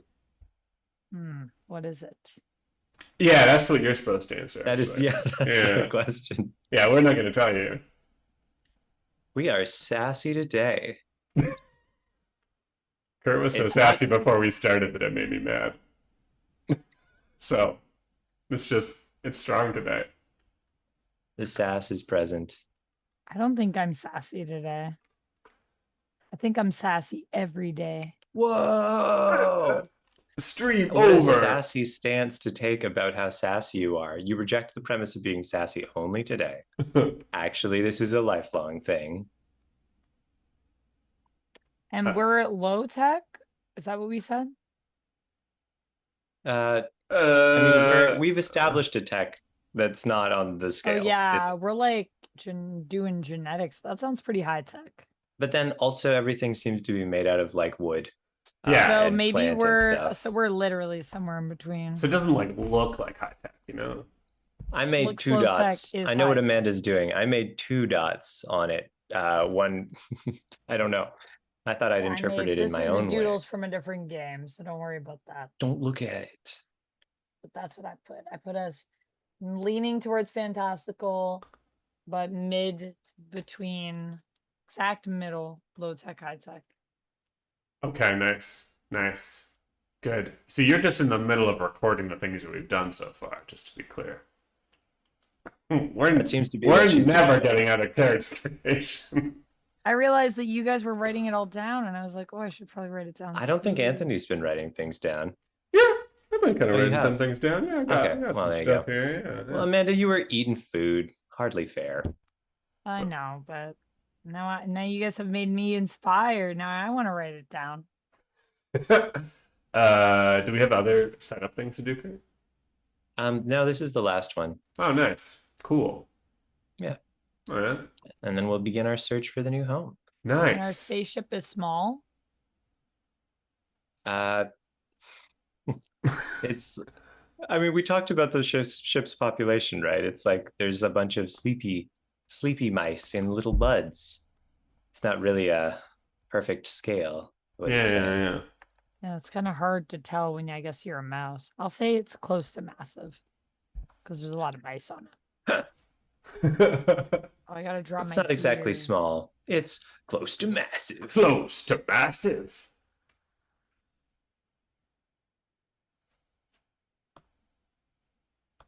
I'm trying to decide. Uh-huh.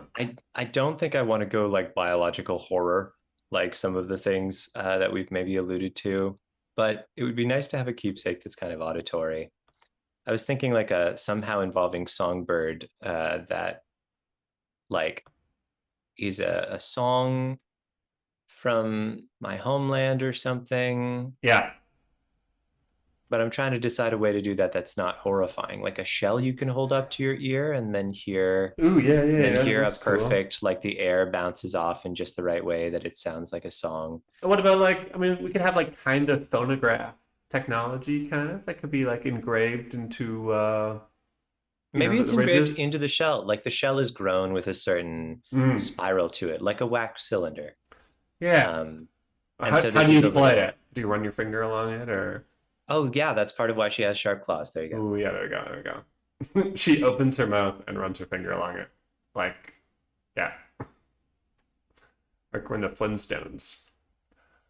Yeah, I'm gonna call it a Uh, recording shell. Ooh. I love the idea actually that you have to like play it with the resonance of your own body then, because then like your favorite recordings and songs come out of your own mouth, which is much more Ooh. dramatic and poetic. Yeah, it's lovely, isn't it? Okay, what about you, Anthony? What's your keepsake? I already said it. Booze. Oh yeah, you did, and then I made fun of you for having 7 of them. Yeah, That all just happened. But Amanda, Yes. what's Anthony's keepsake? Uh-oh. Kurt's Booze? doing... Okay, nice. Dang it! Any I more thought details? I would get away How by many not bottles? 7. All right, fine. She was listening. I'm It listening. I'm was just only doodling. me forgot. Damn. Only you forgot. Only me forgot. Me Amanda, do you want to tell the remember. people your keepsake as you doodle it? No, I don't Well- know what it is yet. Okay. I'm not ready. I just drew my goggles though. You guys want to see that? Yeah. Ooh. Cool. Cool. So one of them side has like a little scanner that you can like flip down like a little screen on top, like in Dragon Ball. Okay, Oh, nice. yeah, okay. And Nice, then the nice, other nice. one is extendable. Thimble, what does the scanner say about his power level? It's That's for over you OGs. 9,000. Yeah, exactly. That's what we're gonna do. Atomic Sorcery love the idea of little striations in something that play themselves, like those Braille auto pianos. They're called piano players. Super cool. I think it's one of the coolest things. I've seen a band organ play in real life. In fact, it was on a carousel that I was riding at the time. For your carousel game? For my carousel game. Wow. As Amanda sketches, I'll say years ago I was invited to a museum in the States, the Herschel Carousel Factory Museum, in which they made carousels and would ship them around the country and to Canada as well. And it was truly a magical place because it was a vestige of a place that made something. Artisans sculpting horses from wood and a band organ production line that was integrated into the carousels after a time, which meant that as the carousel starts up, you hear this song playing as this piano player directly related instrument would play these old songs, and the mechanisms on it would move. And Amanda knows this because she was there too. She went to the event. Yeah, It was really cool, and I love magical. carousels. So do I, more than I did before, and I already thought they were neat. It's a cool moment. It feels like a canon moment in your life. Like that was important. Yeah, I'm gonna. That one's sticking around up here, you know. That one's no joke. Not like Anthony's keepsakes, which I immediately forgot because I'm a good co-player. He doesn't listen to me. He was too busy drawing. Shame. That's Shame okay. on me. Because now if he watches the stream, he can see me poorly draw them on Magma.com. Oh. Shout out! I was wondering if you were drawing things, and I thought, oh, I suppose not. That seems like a better solution in some ways because it means that people aren't just looking at the top of your head as you stare down into your crotch on stream. Yeah. Unfortunately, I was the person, the smarty pants, who was like, let's not have a play area and let's just draw things. But now, You did say that. Now that I'm thinking about the people experiencing this, I'm like, oh, maybe we should have done something. Amanda has busted out actual colors, so there's like serious things going on over there. I would start the next section, but I don't know if Amanda's along for the ride. If so, Wait, what is this? ooh. Keepsake. Well, I can't see what it is. Keep it. Let it focus. Oh, yeah. Is it a little basket? Little basket of berries. It's a little wicker basket that's decorated with berries and flowers, little things that I think have been woven into it. It was a basket that my mom gave me, Oh, and I used to use it to collect berries on my walks. Yeah. that's Oof. great. That's great. And also it hurts a little, which I frankly, you love to see it because you're not going on those walks anymore. Well, I'm gonna go on spacewalks. All right, you got me there. And now I'm getting the no and.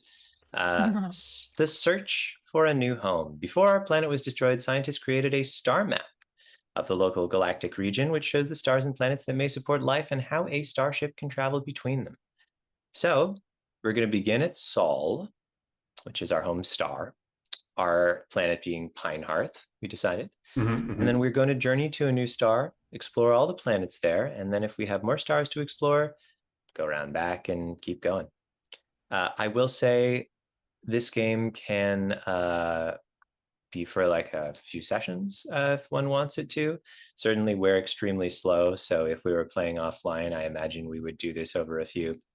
But as it stands, we're probably not going to reach any of the cool, weird, deep stuff. There's some magic weird stuff and some alien weird stuff that happens later that we're probably not going to see, but that is neat. And I wanted everyone to know that it's in there. Anything about etheric nebula is that type of thing. Very cool.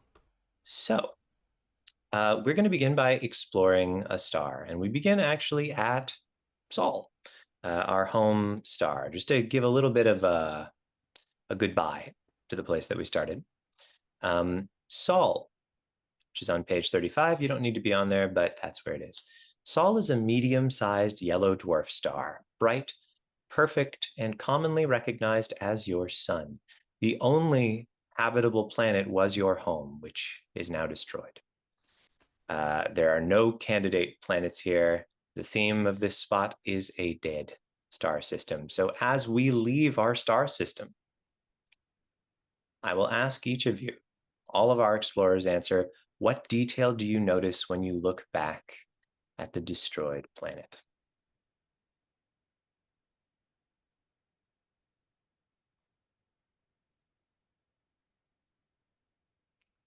I think for me, I think there's a ring of water now around the planet. It's probably ice at this point, being in space, but there's an element on which it's frozen in this wavering pattern. And I think wistfully of my lake. I think I see the distinctive shoreline of the continent I called home. This is not exactly where my home, but the West Coast, and it's distinctive as like imagine like the shape of Europe or like Japan, something that really sticks out so clearly, but it's half cut off, only half of it there, and the rest a waterfall into infinite space. And it's just an impossible sight, something you were never supposed to see. Damn. What does Thimble see looking back?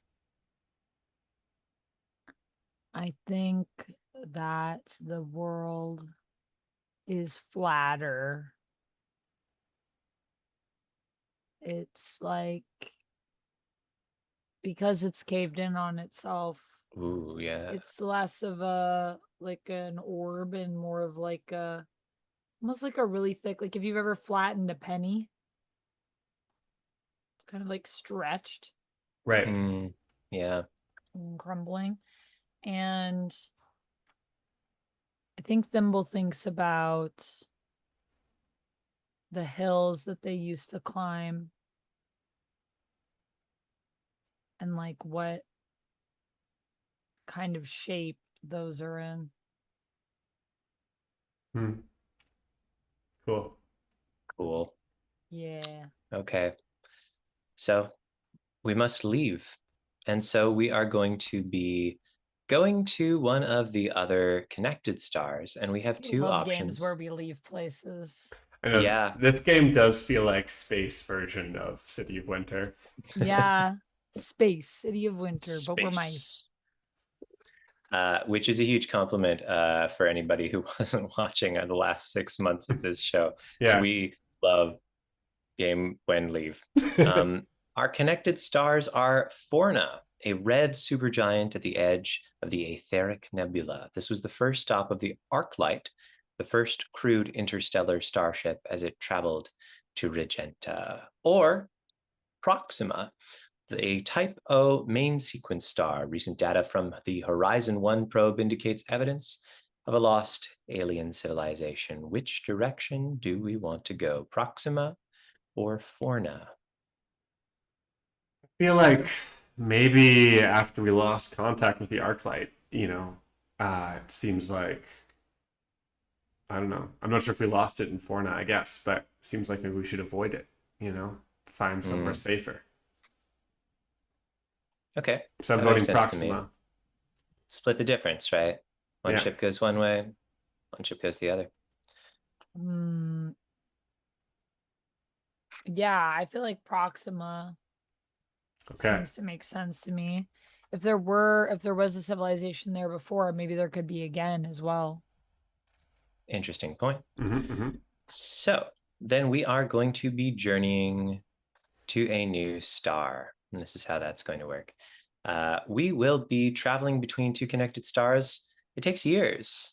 Now, the book says years. What that means in mouse time, who knows? The journey is an opportunity to show what matters in our temporary home and how it's changing. We're going to do this by exploring an aspect of the starship. Each ship aspect has 6 prompts to choose from, each with something to envision, which we'll recall is just like a short descriptive scene, and a question. The current player should envision something that fits the prompt and then ask the question to all other explorers. We would all answer separately. So, where are those kept? What a great question. I definitely know the answer. Page 25 is all the ship aspects. Beautiful. Are we gonna PDF page 25. Yeah. Are we gonna? Nope, neither. Wait. What? Well, it's actually 26, I guess. Sorry. Yeah, 26. On the 26 on the page. 16. The And Page say PDF. 26. Great. That's all I needed. In case anybody's wondering, I almost always save the page version of this book, but of books in general. But this time I saved the spreads version because I was like, I want to see the whole thing. And that was a foolish mistake for Kurt to make. That makes almost no sense to anybody. Oh, you know what? Now that you mention it, no, it wouldn't. But should we roll to find out which aspect? Yeah, let's do it. All It right. says, yeah, let's roll. Let's do it. There's some that we won't see right now, 5 or 6. Oh, okay. Any of the other ones, we'll just re-roll if not. Okay. This is a page. This is a spread. So recto verso, I think. Are you guys That ready? doesn't matter. I'm gonna roll. Roll. Here we go. 3, 2, 1. I rolled a 1. Echo. Memories from home reflected. That feels appropriate. It asks us to envision a detail from our home planet. Anthony, roll again. Oh, don't mind if I do. I've rolled a 3. Cherished. Something plentiful back home, but rare on the ship. Where did you last see it on the ship? Great. So that's what will lead us off. Okay. So, who's the person who's doing this? Is it me? All of us will be answering it for our own explorer. But someone's envisioning, right? Let's start with you since you rolled. Okay. So are we all going to envision it? Just so I'm clear. Yeah, but it doesn't have to be like a full like a scene played out. We're gonna get imagine a comic book panel or two, just some, Yeah. Yeah. Okay. This is a little stupid, but Oh no, I lied.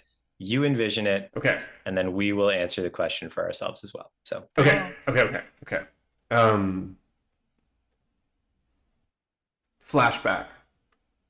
When we're just leaving Seoul. We've been on the ship for long enough, just long enough for things to get boring, normal. And we're sitting in the cocoon-like common room. Circular, no hard edges, conversation pits and benches and nooks and crannies for the crew to hang out in. Thimble is sitting reading something, and Kaz sits behind him, picking out the little fleas in our fur. Over time, the fleas evolved to be almost a calming presence, no longer having any negative side effects, just a common symbiote on our planet. And from time to time, you might pick them out, snack on them. It's just the way things go. Flash forward. We've been on the ship for a long time. And Thimble is sitting reading again. And Kaz is, absent-mindedly searching through the fur. There's nothing to find anymore. The fleas can't survive space, not engineered for the radiation. And over the last several weeks, they faded away.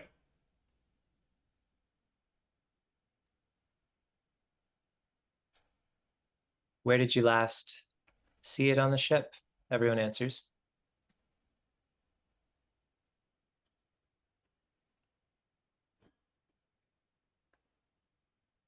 In my shower.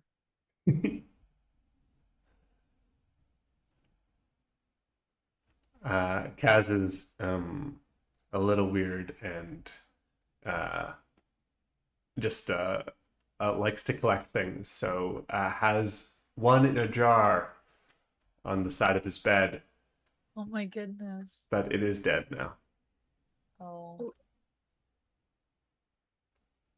I saw one. I think it's still there. Some of the mouse buds are, the leaves are sometimes translucent. You can just see through them. And that's true for the one with my baby brother in it. I saw just a little scampering across one of the leaves.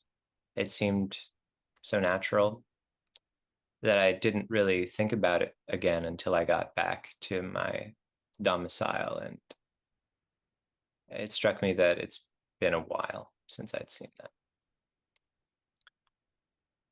So we make our journey to Proxima, I believe we decided. Yeah. And Yes. I would invite Amanda, who did the homework, to grab her rock. It's in a jar? Jar rock. This is Multiple rocks. This is my jar of treasures. I have. This is a rock I just got. This is a new rock. Oh, fabulous. Ooh. Cool. Oh, nice. I really like it. I like the iron through it. Cool. Cool. All right. We will be visiting that planet, but before we do, I will read out the passage for Proxima. Proxima is a large and intensely bright O-type main sequence star. According to scans from the Horizon 1 probe, as it traveled past the system, Proxima is the outer edge of a multistellar lost alien civilization. While the aliens themselves are lost to time, evidence of their presence remains. So, Lost Alien Empire. This star was once part of a lost alien empire, and the knowledge of this empire may impact your starship and people. You may now explore the influence from Lost Aliens ship aspect on future journeys. Whoa. Cool. Wow. So, our job, now that we have visited a star, is to respond to a couple of sort of prompts, and then we've got to go to a planet. Yeah, we do. How do we do that? Amanda will be the expedition leader for this first planet, as she has selected a rock. Nice. Thank you, Amanda. You are going to begin by exploring the first aspect that we will always be going through for this, which is the sky aspect of the planet. Now, on page something something, we have a list of sort of things that we go through. Page 18, 19, explore a planet, planetary aspects. We are going to be going through them in order, starting with sky. We'll hear about the atmosphere, sky color, and orbiting objects like moons. And Amanda, you will be envisioning it as your first turn on this planet. The sky is orange. And it has little. I forgot something. What? I'm so sorry, Amanda. If you could also roll, Oh, that will tell us what essence this planet feature has, ranging from perfect with a 6 to deadly with a 1. But we can't die. ooh. We can't die, but it encourages us to lean into deadly things because there is no perfect. So roll a d6. Please do. D6. I It got did 2. So it's pretty gnarly. rare, it says. It is insufficient or missing. In this case, the sky is insufficient or missing. What does that mean? What does that mean? You said it was orange, and that's all we know so far. It says, by the way, atmosphere, sky color, and orbiting objects like moons. So, sky. I think it's orange. But it's kind of weird because on our planet, the sky was sort of a gradient of colors. There were things in the sky. I think our planet had clouds. This planet, the sky is just orange. It's like someone took an orange sheet. It's like this color, Really orange. really orange, and just put it across the sky. It almost looks like a wall Whoa.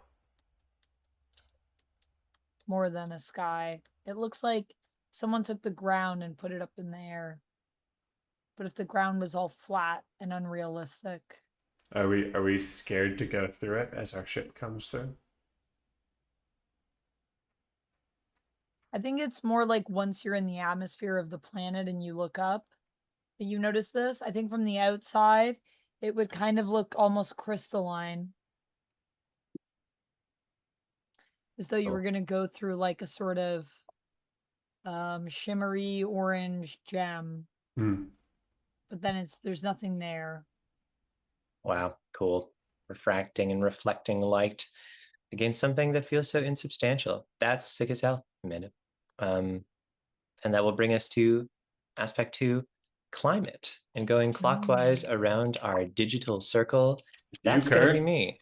So I am rolling a die. I brought real ones today. And I got a 1, which is deadly. Wow. It will kill you. This planet is not a perfect rock. So climate, weather, temperature, shifting global patterns, and we're encouraged to use our senses as we describe things. So I think there's magnet storms. There being little in the way of a proper atmosphere. What they do have on this planet is this sort of like surging like weave of energy. And I think we see this tiny little vignette of Marcy getting on her hover bike, which works via magnets, and then being like tossed feet in one direction, head over heels, and then coming to a rolling stop, and being almost offended that a planet could do that, that the first planet we would check to live at could do that. Yeah, pretty disappointing. Nice. Yeah. The next aspect is surface, terrain, oceans, and major landmarks. Anthony, give us a roll. All right, let's give it a roll here. See if we can do it better than 1 and 2. Oh, another 1. Oh, Deadly. no. It will kill you. Wow. We've made a poor planetary choice. Maybe I should get dice. All We've touched down, and the rest of our crew exploring the surface. Kaz is in the mech toad. Specifically, what this means, he's in the toad's mouth and pulling here and there on ligaments and tissue to kind of steer this creature as it hops across the surface. The ground is wet, just vaguely, like wet sand. And it is a vast expanse of nearly nothing. Just flat as far as you can see. And for a moment it feels completely unreal, I think, as he looks up at the orange flat sky. And then around him at the beige flat surface. And then there's a rumbling in the toad. He thinks it's the toad at first. He wonders, oh man, I think it's hungry again. I should have fed it before we left. But it's not the toad. Kaz steps down onto the surface, and the rumbling is in this ground itself. And now there's a sound. Like thunder. And Kaz looks up at the horizon, and it's turned from its sort of beige line across the surface to something black. Like a wall moving quickly. Is it coming closer? What is a cloud, or no, closer to the surface than that? The tide is coming in. Kaz is standing on the ocean floor, and the tide is coming in. And it's coming in at thousands of kilometers an hour. Whoa! Kaz scrambles back into the toad and to the kind of waiting landing ship that's hovering overhead. He pulls on the ligaments to power up the toad's legs, and we launch ourselves high right up to the waiting spaceship as the water comes shooting across the surface and the ocean fills back in. Wow. That's how you do It Will Kill You, folks. Tossed off your hover bike. Dang. No. That's how it's done. Almost died. Amanda, you're going to be up next with flora, plants, fungi, and microorganisms. Plants, fungi, and microorganisms. Yeah. All right. Roll a d6. Roll a Roll d6. a d6. I tried the digital one again, but I don't know if it can be trusted. Okay, 4. 4 is strange. It is odd and unsettling. For the fauna and flora? Just Yeah. the flora, just the flora. Just the flora, just the flora. Plants, fungi, and microorganisms. Strange and unsettling. This place As Amanda sucks. considers this, can I just say how hard it must be to make a table that will apply to sky, climate, surface, flora, fauna, and secret, which is the last one? Yeah, secret. Yeah, true. Good point. Good I'll game say- designer insight there, Kurt. The plants look like people, and I think the first time that we see them, Like mice, or think- like Yeah, which they look not like mice, but they have faces. And they have limbs. weird. And the first time we see them, we actually think, I think that it's like, wait, am I supposed to describe something about it or no? Yeah, a little this is scene. our only chance. Yeah. A little scene. Yeah, I think the first time Thimble sees one with the group, we initially approach it thinking that we can talk to this being. Thimble's checking on the scanner and thinks they found a life form. But when they go to look at the biometrics, it doesn't quite match up with any living organism that we have on record. Granted, our database is limited because I don't think we've ever really met an alien life form. So we have an idea of what various alien life forms could be out there. Our scientists thought about that. But of course, that's only the possibilities we could think of. So the odds of it being something that we hadn't thought of is it's possible. So we try to talk to it, and I think we try to talk to it for a good maybe 15 minutes before we realize that it is not alive in the way that we think. It is a flower, a series of flowers Hmm. that are all connected to one network. But for some reason, they just seem to resemble what you would think another being would look like. Hmm. Huh. I'll go. Okay. I guess I must proceed now with fauna. I will make a quick note. There's no, I guess the word would be like sapient life on these planets. There's not like nothing that would be able to have a conversation with you. Right. Yeah. So I Um, will. Do we have alien culture on this planet? Do you know? No, It's we unclear. have to Okay. have reached the lost alien homeworld Okay, first. so there's only like remnants here. It's not actually okay. In fact, there's not even remnants of lost aliens that we see yet, apparently, because it says locked until you reach the lost alien homeworld. I think alien culture, we did have, I think it influences star. Is that what I said from Proxima? Um, Folks, rewind the tapes, folks. Proxima, it's just something we can on lost alien future empire. journeys. On future journeys. It's Interesting. a ship aspect. Okay. Ship aspect. Okay, there you go. Okay. Ship aspect. But not here on this planet. Not here on this planet. Okay. We're not finding nothing like that. Okay. Cool. I will draw. Nope. I will roll. I was watching Amanda draw and thinking she's really going for it. Good for her. So then I was saying draw. Yeah. That's normal. I rolled a 3. Problematic. It will cause major hardship. That's the fauna.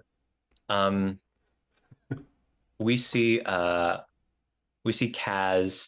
and Marcy, and I think we're both like peeking out of one of the stumps that serves as like the airlock for the ship. I don't think it's going to do anything. I'm not so sure. I mean, it seems hungry. It's shaped like a ball. A ball-shaped thing can't do anything. I mean, it could roll. Balls are good at rolling. Ball can't just roll by itself. You know, And then propelled by one of the magnet storms, this like armadillo-like creature with an eye on one side and an eye on the other that almost looked like an axle point, like zooms over towards us. And I think we both are just in time to like duck into the stump as it launches off the inclined plane of the edge of our ship. That's going to be a problem, I think we hear Marcy say. And then that's, I think, our little scene there. Creepy ball creatures. Creepy ball creatures. Weird. Well, that gives me the incredible honor of describing the aspect called secret. Secret. A mysterious, mystical, or wondrous secret of the planet. Isn't that interesting? Okay, I'm gonna roll for its essence. Let's roll something. Here we go. A 4. Ooh. 4 is strange, odd, and unsettling. This is a weird place that we found ourselves on. Yeah. I mean, it's literal alien planet. Alien being a word synonymous with weird.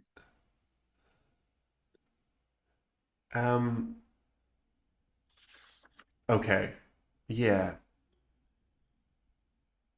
The day length on this planet is long. So here at our landing location, it is light for quite some time. What to us would be like a fortnight, like 2 weeks. It is light. And then just the most brilliant sunset falls. And it lasts for like 6 hours.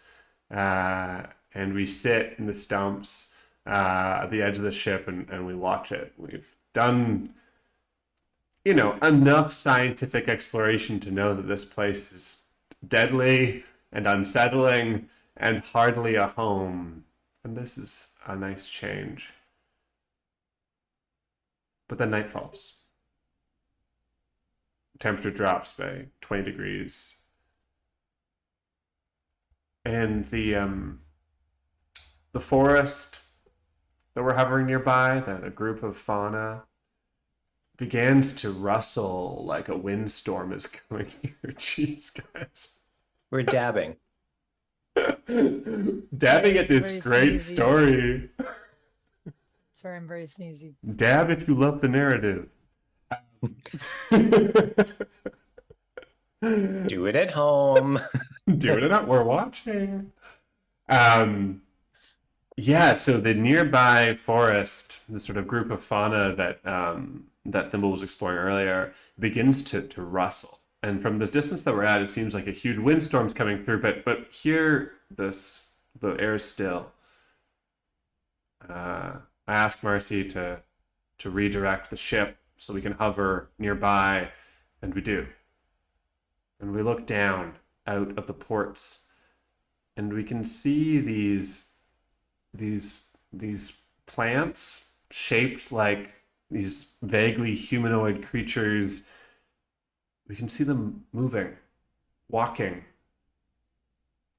in an orderly way, as if walking down streets and congregating in areas. We can see the plants, some of them like seated in rows, and one at the front gesturing. As we get closer, it's clear none of them are speaking, nothing's happening, but they are replaying something that they saw before. The fauna here are parrots. Those things that they observe, they become. And we are watching scenes from a long gone civilization replay every night in this place. Oh. Sick. Okay. All right. Great. Hell yeah. Let's take it home, because this probably isn't home. But who am I to say? We are going to now. Decide if we want to live here. Well, we don't have to decide that yet. We're going to be collecting a keepsake. Yeah, keepsake. So that's going to be, it's detailed a little bit earlier in the book on page 12, but I'll go through it. These are objects your explorer collects. They show the small details of the galaxy, represent your explorer's interests, and decorate your home aboard the starship. You're going to collect a keepsake from an explored planet, a plant, animal, rock, atmospheric sample, strange relic. Doesn't need to be something that was described while exploring the planet, but it should match the vibe, Match the vibe. The vibe. So we will each envision gathering an object from the planet and draw it in our notes. Envision happens first. And then we'll record the star and planet to remember where the keepsake came from. When during that long, frightening night, Kaz does descend in the mech toad to get a closer look at this recording play out, and slightly unnerved, but also fascinated. At some point, he realizes that the creatures, they're not even like a single plant. Like different plants will make up different parts of these figures as they move, and he realizes that the face of one of these creatures is just a sort of strange cactus-like plant all by itself, and he plucks it from where it's attached to the other plants, and he's going to put that next to his bed for the rest of this journey. A little friend to keep him company. Cool.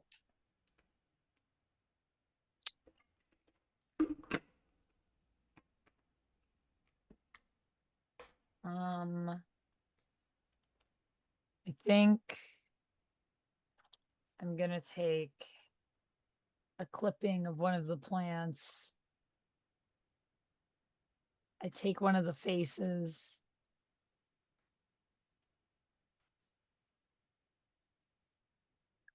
Okay. That's what I did. Oh, took a face. Well, yeah.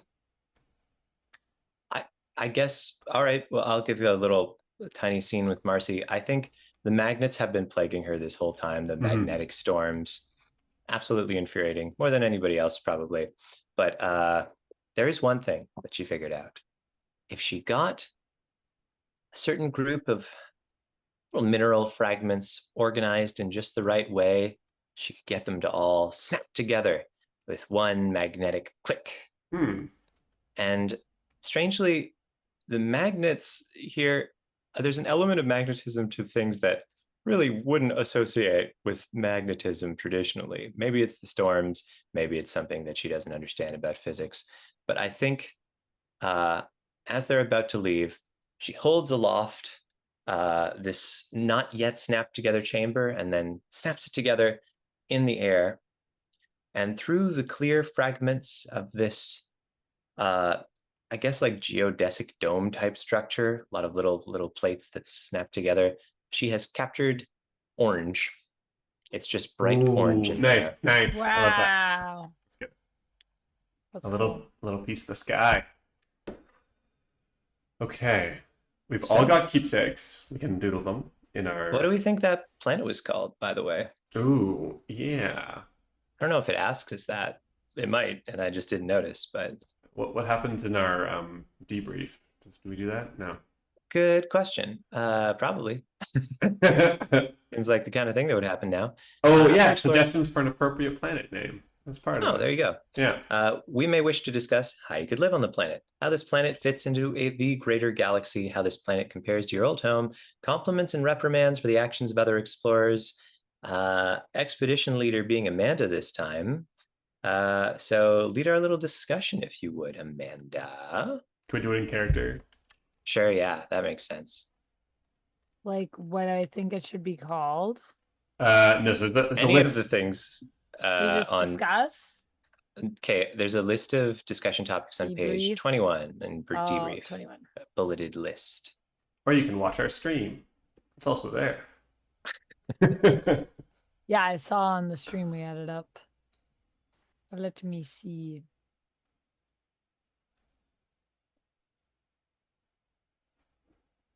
Okay, give me your best pitch for why I should watch X-Men 97. And understand you're pitching it to a person who doesn't own a television. True. You can watch it on the internet. Yeah, I do have the internet, as you may have guessed. You don't need a TV. You just need some kind of monitor. I've made a mistake because I thought this was a prompt that could buy Amanda time to look at questions, but she's been distracted by X-Men 97, one of her loves. I will say, I think... So you don't need to... Yeah, it's just a discussion, so you don't have to answer the questions. I think that this planet should be called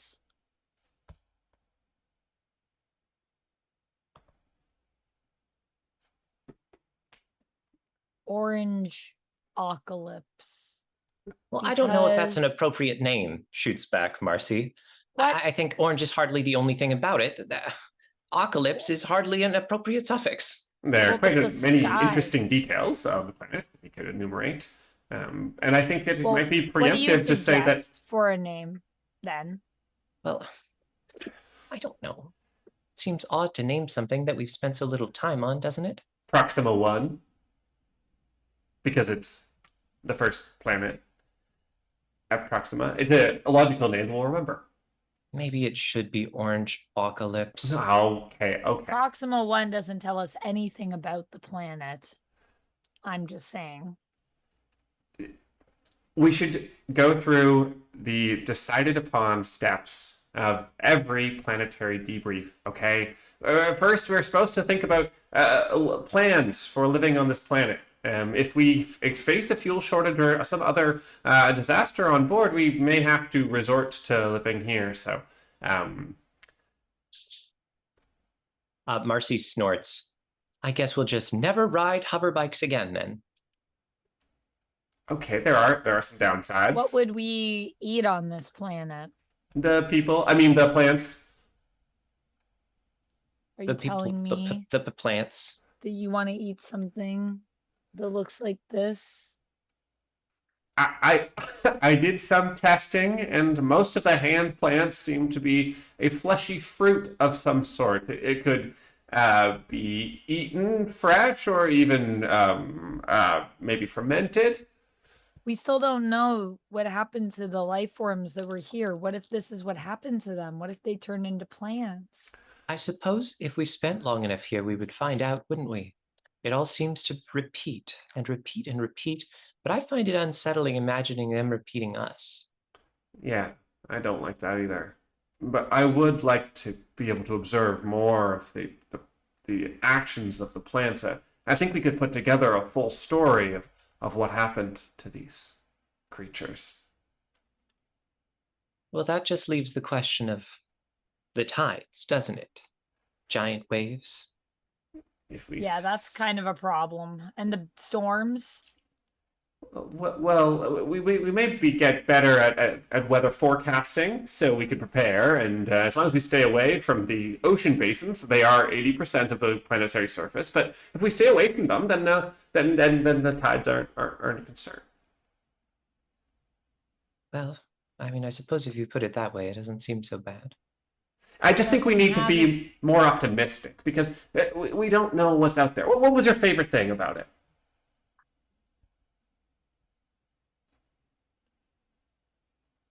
Marcy, you say first.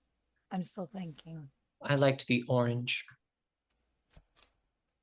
Yeah, it was beautiful. And I liked when we came into the planet because then I didn't know what it was like. And I I liked think that gets a big laugh out of both like Marcy and anyone else in the crew who's like hanging on nearby. I like the exterior of the planet. I think it has a nice shine from the surface when you're coming down. Mm-hmm. Well, I thought the sunsets were the most beautiful thing I'd ever seen. Well, that's very optimistic. Good sunsets. Optimism is something we could use. So let's carry it forward. And Optima. Optima. Sure. I like it. Okay. So now we go on another star journey. Would somebody like to give us the process for the ship aspects, which Oh, happen yeah, in yeah. between each star? Okay, wait. We need to Although- does someone want to roll? Yeah. There's also a connected star question, so I guess we should ask where we're going. Oh, yeah. We could go either to Corelli, a blue supergiant suspected to be the lost alien homeworld. Unknown, a gravitational anomaly detected by the Horizon 1 probe, or Sol, which we came from. So we would not go back to our own destroyed planet. Yeah. Maybe not. Corelli back. or unknown, blue supergiant, or a gravitational anomaly detected by the probe. Ooh. I'm kind of metagaming, but I don't really want our home to be a gravitational anomaly. Seems kind of risky. But what if we find something in the gravitational anomaly that leads us to our home? Yeah, I mean, maybe it's awesome. It's possible. So you think Corelli because then we have a better chance of finding a planet that could be habitable. Yeah, but then I'm It's- also worried about, aliens. Yeah.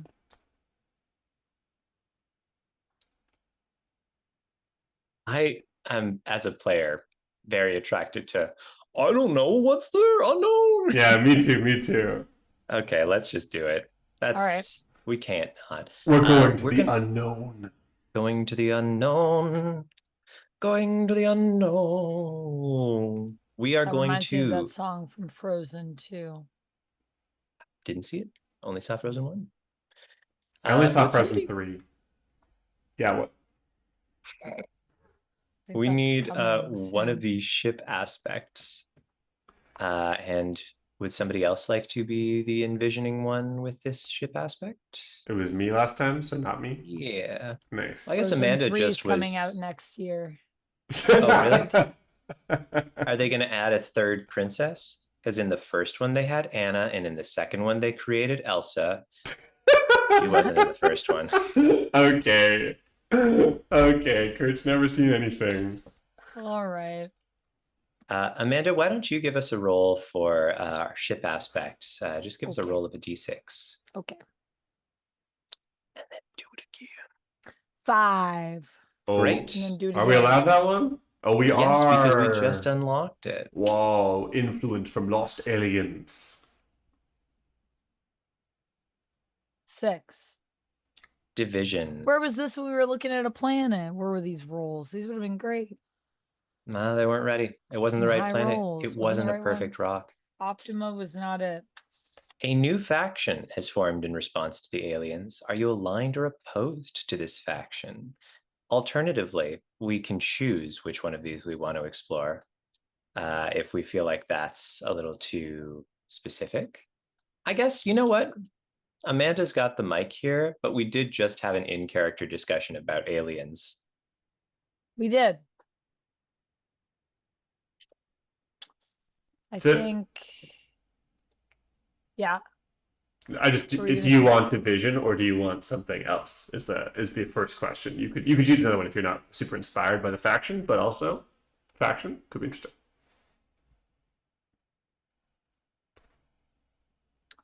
I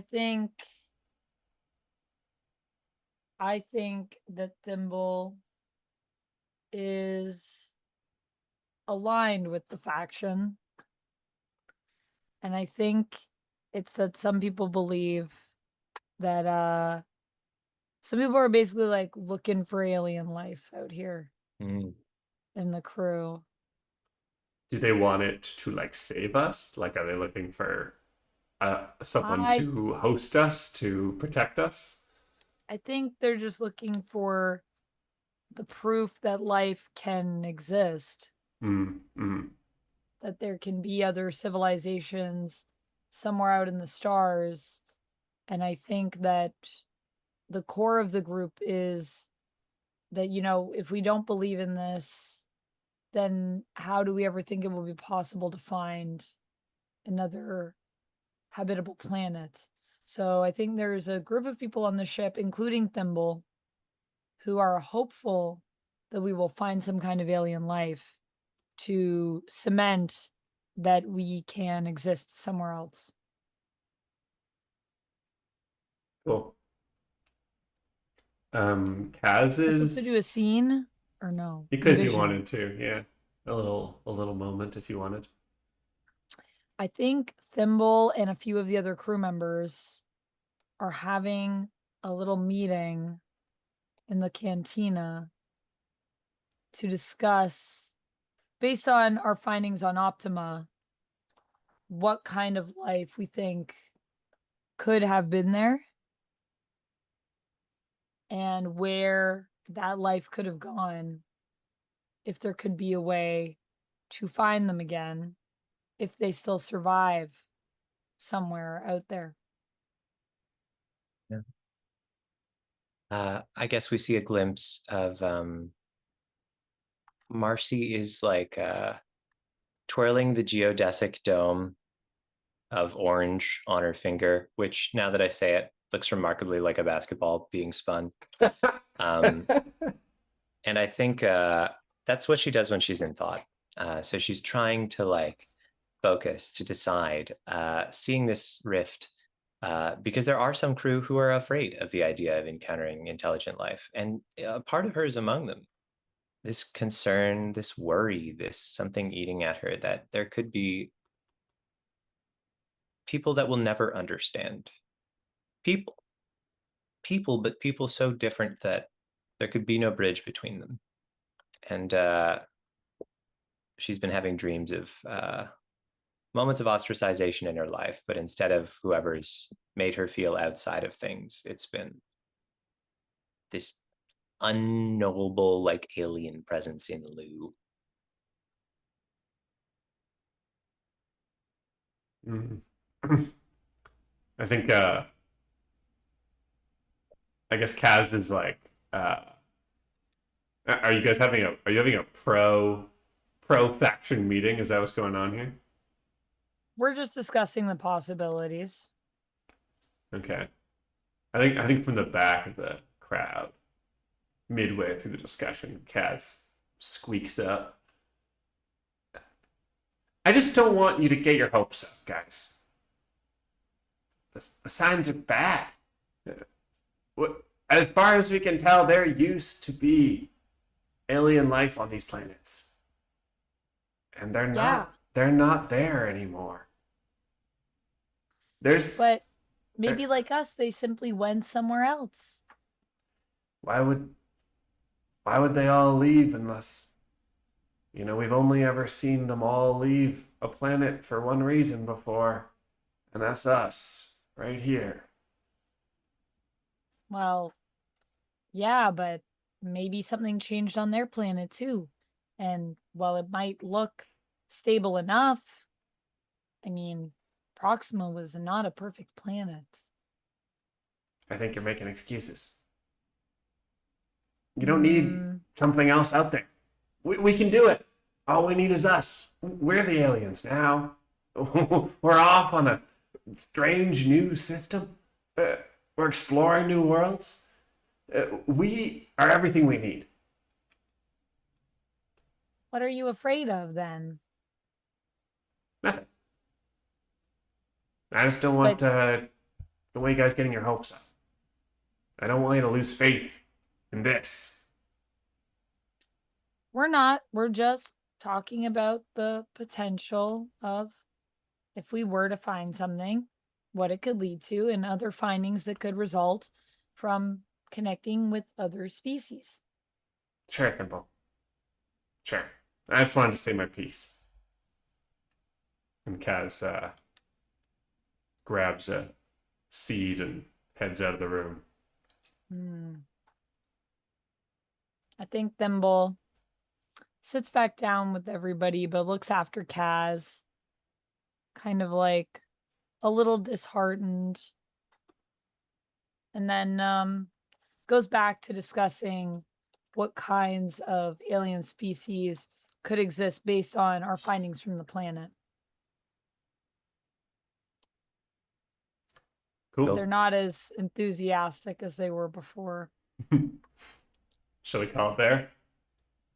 Yeah, that makes sense to me. We said we were going to unknown. Unknown. Okay, I'm so excited. Unknown. Unknown is page 45. Gravitational anomaly has been identified. Yeah. Is that from Frozen 3? That's from Frozen 2. Frozen 3 also? coming 2027, apparently. They're working on it. Okay. The unknown. The unknown gravitational anomaly has been identified as a superstructure surrounding a white dwarf star. Whoa. Your scientists believe the superstructure was created by the lost aliens. The superstructure is extremely large, but could serve as your new home. Choose a rock and explore it as you would a planet. Whoa. Okay, so this is our planet. It is this superstructure that surrounds a star. I would ask, Amanda, can you pull a rock from that old bag of rocks, that old jar of tricks? Got a few more in here. Get us a rock. Rocks. That's right, Locke, a Dyson sphere. Yeah.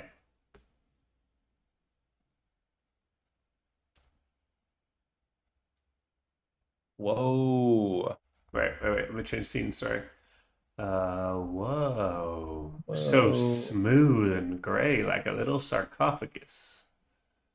Oh, very porous, this rock. It's porous?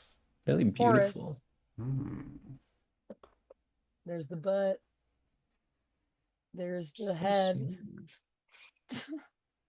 If rocks, kind of looks like it has a little face. You did decide it was the head. I'm glad that that was the side you decided was head. Yeah, it has a little face on it. It doesn't look very happy though. It looks like it's kind of like, meh. Good. That'll Okay. inform us. That'll inform us. So this time I'll be the expedition leader. We will pass it clockwise around. Yay. And using the inspiring rock, it is time to go through the same planetary process with Sky first. I will roll. Chakao. I got a 6. It's perfect. Perfect Wow. sky. 6 says perfect, and its description is it is perfect. To our shock, as we land on this, as we come in towards this structure, there is a sky that is just like home, better even. It seems calmer. It seems inviting. There's an element of beauty as we see a lonely moon orbit with a beautiful spiral inward and outward movement, going dipping and swimming between parts of this superstructure like a sinusoidal wave. It is like a delicate dance, and the color is a perfect aquamarine.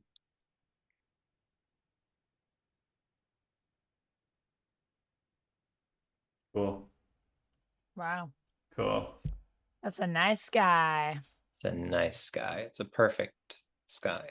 What a good omen as we come into this planet. Shall I take over and do climate? Indeed, you must. Okay, we're gonna roll on this table right here. Oh no, I got rid of my rolling tab. Oh no. Oh no. Okay, here we go. We're gonna roll. We got a 3. 3. Problematic. It will cause major hardship. The weather, temperature, and shifting global patterns. Interesting.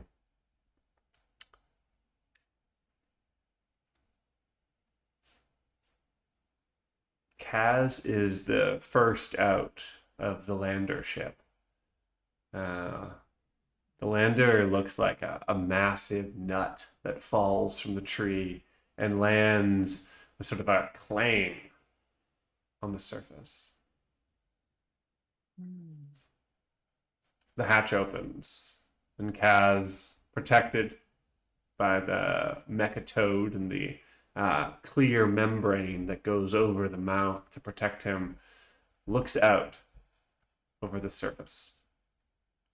The first thing he notices is the temperature. Even protected by this membrane, the heat is intense. This is a massive object surrounding a star, but do not forget that there is a star inside. If it were not for the structure, we would be roasted alive in a moment. And still, temperature is hot. The toad begins to shift and shudder. Oh, too hot for you, huh, old boy? Yeah, it's not. I guess you're an amphibian. That means you're cold-blooded. Yeah. Oh, yeah. You have no way of temperature regulating. Yeah. Okay. Can we close the hatch? Let's close that hatch straight away. And the nut hatch closes. Yeah. And it does. Great. That's the climate. Amanda, give us a roll for surface, terrains, Let's oceans, see. and major landmarks. Oh. No. What did you roll? It's a 2. Rare. It is insufficient or missing. Terrain, oceans, and major landmarks. Interesting. There are no oceans on this planet. Notions. Notions. Is there any terrain at all? There is terrain. It's a bunch of holes. Oh, yeah. Yeah.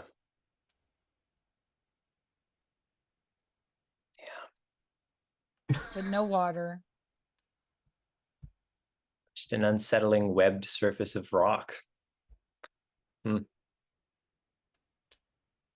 that something? Interesting. Well, our next point is flora. So I will roll as I have before. I've rolled a 3. It will cause major hardship. I think the plants that grow here. Yeah. What grows here? It says plants, fungi, and microorganisms. Okay. Maybe there's like a biofilm. Yeah, I think there's because the surface is so smooth, and because there's no liquid oceans here, you just have kind of a damp surface of stone, and on it has grown this biofilm of bacteria, maybe fungus, some kind of symbiotic colony, and it grows so quickly that you can find your feet rooted to the spot. It's like squelching through the mud. Just growing over your little mouse claws, and it's a frustrating exercise. It makes walking across the planet quite annoying, actually. Great time for a hover bike. Great time for a hover bike. So I think we see, in fact, maybe Marcy's the only one who's having a good time as she glances along like a couple inches above the planet's surface, and the biofilm can't quite reach her as she speeds along and dips into holes and dips up the other side. But that's not a universal experience, and the mouse crew isn't very thrilled. Good, that's good. Okay. We've got a sticky hot whole planet with no oceans and a perfect atmosphere. We can't be saying sticky hot hole on this stream. We can't be sticky hot. We can't be saying that. And not with me leading with, okay, we got something and it's going in and out and in and out. We can't be doing that. Sticky hot whole planet. I think we're staying here, guys. Oh my gosh. Well, it started good with the sky, but yeah, I rolled well once. Let's find out about the fauna here. Let's find out about it. All right. Here we go. We're gonna roll. We got a 6. It is perfect. Ooh, interesting. Animals, bugs, and monsters. Huh. Perfect monsters. Well, maybe there's not monsters with a 6, but who am I to say? Okay. The 3 of us are all out now on the hover bikes that we have. We've got all the hover bikes we possibly can after our discovery, and there's one sort of like larger divot basin here, and we've come to the edge of it. The microorganisms, the biofilm is more abundant here. It's quite like rich and sort of forms like almost like bushes and topiary. And among them, we see movement. At first, we just notice like seems like a fly almost insect buzzes past. And it's just been so long since we've seen anything like that. Just like that familiarity of a bug flying past.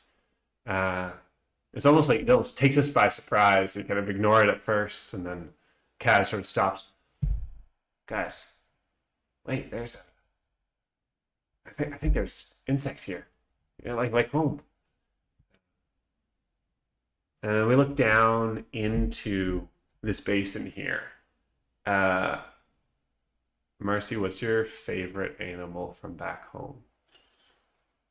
Marcy's favorite animal from back home is, we already established there's insects here. So I should probably be leaning into this. I think it could be something else. Yeah, but what if the mice keep sweet little pill bugs as pets? I love that. And you know that the pill bug is being is having like a beautiful little time. The equivalent of purring is if they stretch all the way out, and then instead of being like a ball, it's actually a little convex, you know? Oh yeah. These pill bugs, they're not the kind of like nice forest green that our pill bugs were back at home. They're like a strange pinkish salmon red. Um, but otherwise, when they're a bit larger, they look so similar. And one rolls out from behind a biofilm topiary and at our feet, sort of like looks up at us, we can imagine, and then unrolls to expose its little belly with all of its little legs in the air, looking for a pat. That's cute. Cute. And as we bend down and kind of give it a touch, maybe Marcy, you do if you don't mind, and Kaz just sees a tiny little flea-like insect leap from the pill bug into Marcy's fur and nestle in. The perfect fauna. All right, that's my scene. Great. Cute. Not giant bugs Little being the perfect babies. fauna with our established paradigm. That's just true. Sorry, guys. That's how it is. That's how it is. That's just how it is. Okay. Amanda, you'll roll now for secret. A mysterious, Oh. mystical, or wondrous secret of the planet. Deadly. It could be. It's perfect. It's a perfect secret. Whoa. Hello. I think we do go kind of spelunking into these holes. Mhm. And what we find is a network of tunnels. And below the planet's surface, well, there is no oceans. There are secret underground lakes, and the lakes help to regulate the temperature. So deep down in the planets, there is a cooler, darker, wetter world beneath the surface. Cool. I'm imagining the three of us going swimming. Like, yeah, we're In the lake? sweating from the heat, Yeah. and we find it, and we all jump in. Yeah. I think maybe that's we follow one of the pill bugs and we notice it goes down into the hole, and that's what gives us the idea to start sort of Go on after exploring it. down. Yeah, to see what's down there. Because it's really deep. And yeah, when we get down there, it's a complete delight. And it's a really nice day for the crew of the ship after the kind of mess that was Optima, where like everything felt like it was kind of trying to freak us out or destroy us. Mostly kill us, yeah. Yeah. Okay. That's our final aspect. So we come to the end of our planetary exploration, which I think is the debrief. Is there something I'm missing, Kirk? Keepsake. Keepsake! I was missing something. Everybody gets to envision taking a little keepsake from the planet.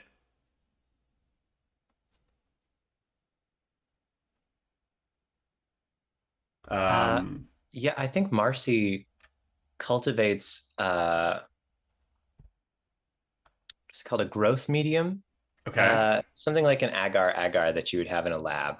And she makes it exactly the right size. And then right along the edge of it is this strict border where you couldn't have anything grow.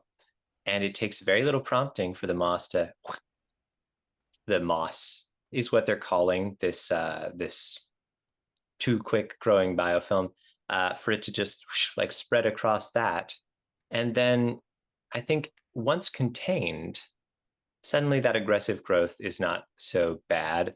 And so this is just sort of like a lovely blanket in lieu of being a strange and uncomfortable thing that grows over one's feet, is instead like a a warm thing, That's or funny. or let's say insulative because it's hot here. So I Right. think it's either purpose. Yeah, it can keep you cool for sure. So Yeah. we'll say a moss mat. Moss mat. Marcy makes a moss mat. Marcy's moss mat. Marcy's moss mat. Well, Kaz is gonna be his own weird self and spends a good amount of time trekking across the surface and finds a pillbug community with a equally large flea community that has colonized it, and very carefully he kind of he puts his hands close to it and he watches the fleas jump into his fur, and he collects just a wonderful, vibrant collection of fleas on his body. And that's going to be his keepsake that he will take around with him wherever he goes. These ones tickle. That's cute. Is it cute? Yeah. Within our context, kind of, I yeah. think it's pretty cute. I'm gonna take a jar of muddy water from the lake. Cute. Yeah. And I think Thimble is gonna try to do some analyzing of it to see if they can figure out if this is water that could be used to sustain life, and if it could be something that the mice could adapt to. Nice. I think our debrief happens in a lake that's a little more exposed to the sun than some of the other regulating lakes. So this one's a little hot tubbish, and we're all sort of like present. So is it like, where does the sun come from? Is it like a series of holes? Is it like coming directly down? Like, is this like directly below a hole so the sun shines right down? I guess it's My confusing because the sun is inside. The sun is inside the structure, right? That's the whole challenge with it. Like The sun is inside the planet. it's Yeah. Because the it's planet's like like a a- superstructure that was built around the imagine sun. a shell, like a Oh, right. because you guys were saying it's like a walnut. That was the landing That ship. that was I the think. landing. That was the lander. But Okay. but still, yeah, like a shell around the outside. Imagine like though. a balloon. I missed that whole part about the sun being inside the planet. Okay, interesting. But it doesn't disqualify the planet, if we want to call it that, having like liquid water inside, because it still itself would have an inside, there's Yeah. an Yeah. So interior to the is there shell. like an insulator around the sun? There's is it just space. chilling? Oh, There's okay. like a fair amount. Just imagine a planet the size of an orbit, essentially, like a thin, weird. Whoa, that's Yeah. a really cool planet. Okay, That's cool. what it was hinting Yeah, at. so we're by the sun because that's where this lake is located in relation to where the sun. It's more central in the planet, I guess. Yeah, Mhm. it's sunwards. Got it. Yeah. Cool. We're I hot think- tubbing. Yeah, Marcy opens the discussion with just, well, that was a lot better. Wow. I would Ooh. say a market improvement. Mm-hmm. Yes, we just had to hold out hope. There are some nice places out here. We have to name it. We have to name it something good, because the last place got a much better name than it deserved, I think, but that's okay. Well, we could name this one worse than it deserves, just to balance it out. I see the vision. And then maybe no one would bother us here. Hot sticky hole. Don't call it that. Well, We've talked about this. I don't understand why you have a problem with that. I mean, there are a lot of holes on this planet. There's a lot of holes. It is a hot planet and it is sticky. How about inside out planet? It's true. It is inside out, isn't it? Oh, wait, but maybe we don't want people to know that. Do we not want people to know that? Wait, do we not want other people to come here? Is that the idea? There's not other people, are there? Who else is there? It's just us. Did you forget? I don't know. You're the one that said we should name it so that no one will bother us. I guess I was just imagining. It could be about holes. We could call it perforia, like a perforation. I mean, But I can't stop thinking about how it's kind of a gift, you know? Someone built this, clearly. And how strange that it's, just a little bit perfect. Exactly the atmosphere of home and the right temperature down here, and even has pill bugs. I haven't found anything that would imply that there were other people that lived here at any point. But maybe. It is odd how it does seem like someone made it this way. What about deep dive? Mm-hmm. I like that too. Well, it seems like they're all good names, doesn't it? There's a lot of good names for this place. It's a not too bad of a planet, to be honest. Then Hot maybe tub. we should. Hot tub. Well, no. Because we're in one right now, you mean? I'm sorry, I was just thinking about where we were right now. I was like, oh, I'm in a hot tub. Did you guys think it was the name of the planet? That would be. For a I mean, we couldn't second. call it hot tub, could Planet we? hot tub? I mean, we could. Could call it whatever we want. We discovered it. That's true. What if we said hot tub backwards? What the? Oh, I And at think this that point, we I all think laugh. the discussion devolves into like giggling and bubbling and splashing, and the planet never gets a proper name. And so I think it's just this place was called Unknown. We didn't know what it was, and so the planet ends up as Unknown planet? nameless, unnamed. nameless, comma unknown.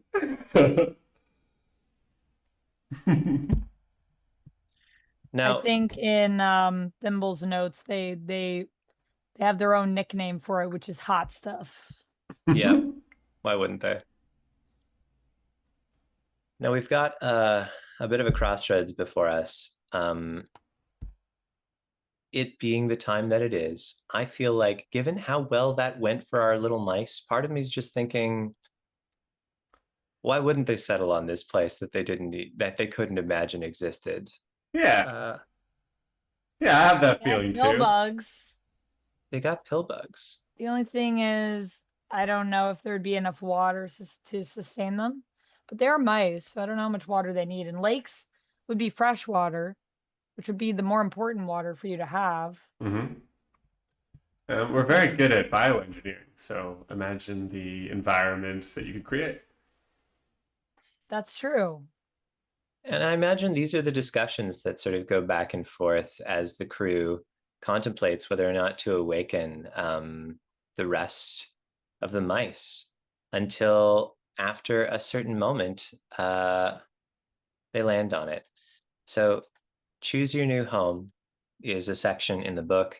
And I think typically if you've been to a bunch of star systems, there would be a sort of, we would imagine a discussion where they're talking about all the different planets that they've been to. Each explorer must choose a planet to live on. And maybe we imagine how the people are divided. But I think for the purposes of our game, be a nice bit of closure just to say, here we are. I like it. Yeah. Should we have last little envisions on the planet? Yeah. I think there's a closure ship aspect that it suggests we do. Yeah, there is. So let's pick one for ourselves Okay. to conclude our with the ship aspect of closure. Celebration to mark the end of a journey. Memorial, something left behind to mark your presence. Preparation, a way that you prepare for your new home. Tension, speech, sacrifice. I kind of like celebration. Love a good little celebration. What do we think that looks like? Wait, where are we? Closure. Closure. Celebration. It's page 29. A celebration to see. mark the end of a journey. What moment will you remember from this celebration? Gotcha. Okay. And Anthony, would you want to do the envision for this one? Would Sure, that sure, suit you? sure. Um, we've planned this celebration from the moment we left the surface. It's called morning, and now with a U, morning, and it's when the buds open. It's spring. It's when our families awaken. We've been out here a long time, and they have been resting in their buds, shifting ever so slightly beneath the membranous surfaces. And today, as the tree comes to root in the porous surface of the planet, the only, plant of any size on the surface, the biological pathways ignite. And inside its trunk, every bud begins to open, and each of the mice and organisms that were put into suspended animation awaken. We have set out breakfast for everyone. Tables of food, our finest food that we've been able to keep on the journey. All 7 bottles of berry wine are opened and laid out. It's like an airport arrivals terminal as people awaken and the crew sees their loved ones appear once again after a long slumber.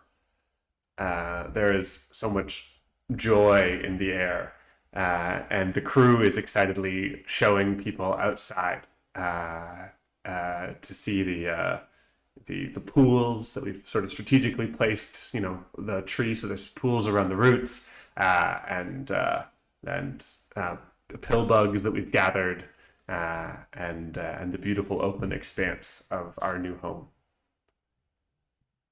What moment? What moment Go for it. will you remember from this celebration? I think that Thimble will remember his mom waking up and offering her a handful of mud berries that he had been rushed trying to kind of bioengineer out of the algae on the planet to try, since there are not a lot of berries on this planet. They're not very good, but his mom still smiles and thanks him, and she says, I know they'll get better. It's pretty good. It's pretty good. We see Marcy waking up her baby brother with a claw dragged along her shell, a little recorded shell around and around, and the familiar sound lulls him to wakefulness. But I think we also see a moment of found family as Marcy enjoys the last moments just before everyone wakes with the crew, knowing this is the last time that they'll be so alone, but also so together.